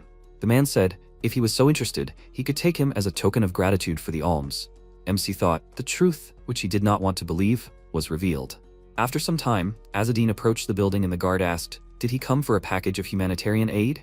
MC answered, yes. The guard looked at him and thought, it seems to him that he is blind. MC answered, "Actually, one man from the sewer gave him this thing." He took out a seal, which greatly surprised the guards. Azadine said, "The man said that if he shows this to the knights and asks for help, he will be fed." The guard asked, "Is that all? He didn't give him a code word?" "Nothing?" MC asked again, "A code word?" He sighed and said, "He thinks he remembers something, but it's not exactly. Also, he thinks he said there would be at least 10 people. The knight laughed and said, "That's right. He's come to the right place." He grinned and asked to go through. They'll bring his rations soon. They entered the building where there were traces of blood on the floor.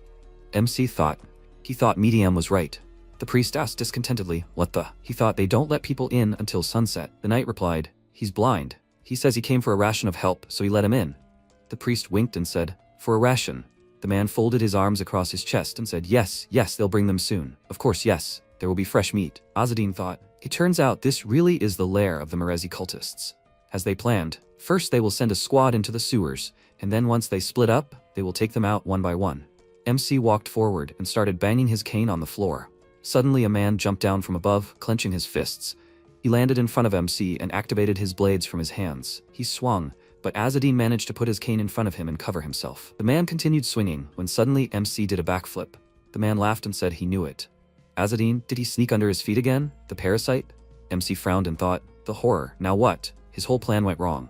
The man screamed, "He will deal with this idiot himself."